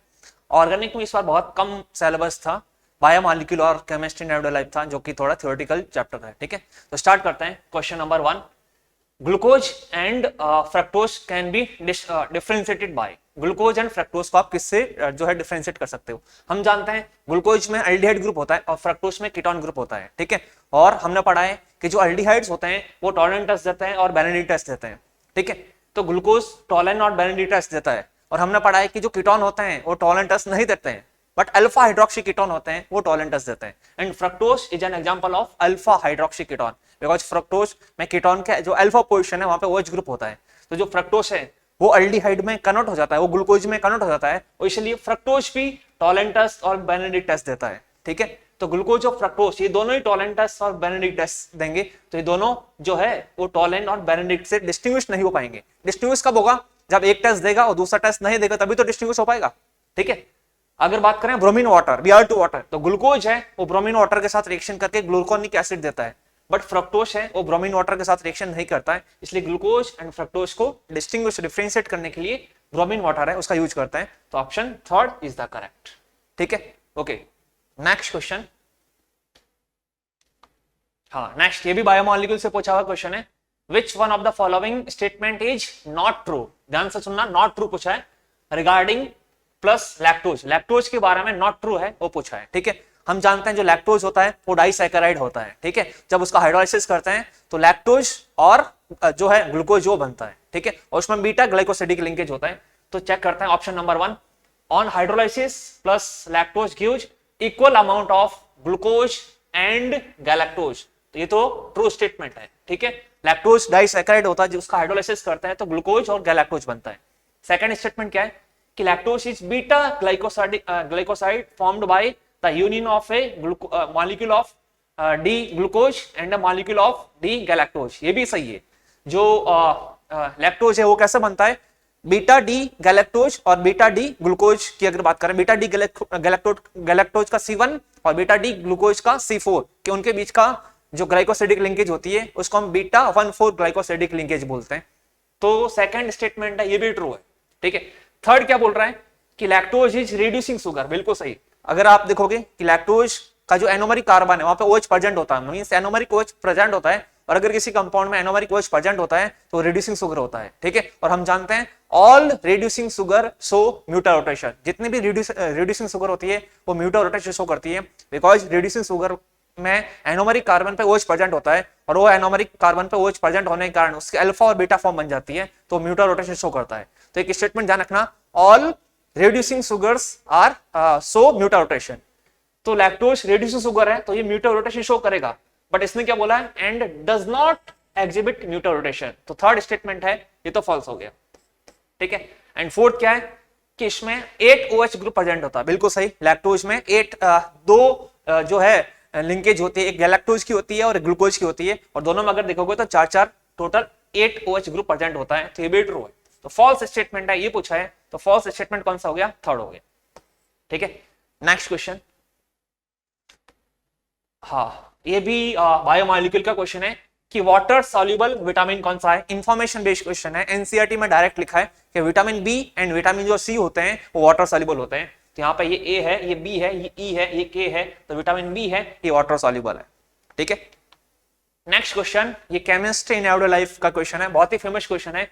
Penicillin is an example of, ये बहुत ही फेमस एंटीबायोटिक होती है, आप सब जानते होंगे, ठीक है। तो इसका antibiotic first option is the correct.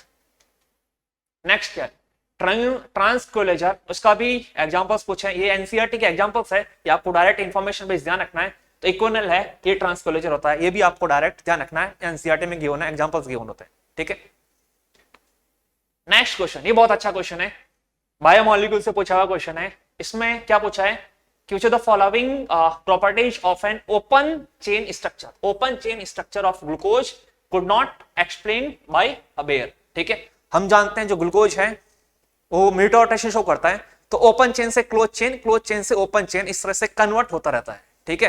Glucose की ओपन चेन स्ट्रक्चर भी होती है और ग्लूकोज की साइक्लिक स्ट्रक्चर भी होती है, alpha glucose and beta glucose, जिनको हम एनोमर्स बोलते हैं, ठीक है।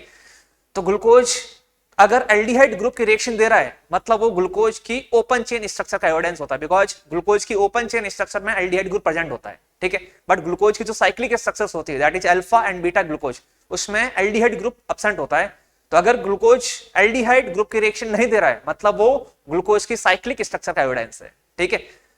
तो कुछ इंफॉर्मेशन है वो आपको ध्यान रखना है कि glucose contain aldehyde group but does not give सिफ टेस्ट, ठीक है।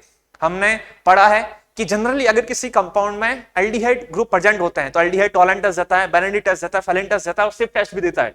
तो एल्डिहाइड ग्रुप प्रेजेंट है मतलब वो सिफ टेस्ट देता है, बट ग्लूकोज सिफ टेस्ट नहीं देता है, ठीक है। इसका मतलब ग्लूकोज में एल्डिहाइड ग्रुप प्रेजेंट नहीं होगा, इसका मतलब ये जो फर्स्ट है ये ग्लूकोज की साइक्लिक स्ट्रक्चर का एविडेंस है, ठीक है। सिमिलरली सेकंड क्या बोल रखा है, glucose does not react with sodium hydrogen sulphide NaHSO3 test, ये हमने न्यूक्लियोफिलिक एडिशन रिएक्शन NAR में पढ़ा था, और वहां हमने क्या पढ़ा था कि all aldehyde give NaHSO3 sodium bisulphide test, ठीक है। और ग्लूकोज की अगर आप ओपन चेन स्ट्रक्चर होगे देखोगे तो उसमें एल्डिहाइड ग्रुप प्रेजेंट होता है, तो ग्लूकोज को भी NaHSO3 सोडियम बाइसल्फाइड टेस्ट देना चाहिए, बट वो देता नहीं है।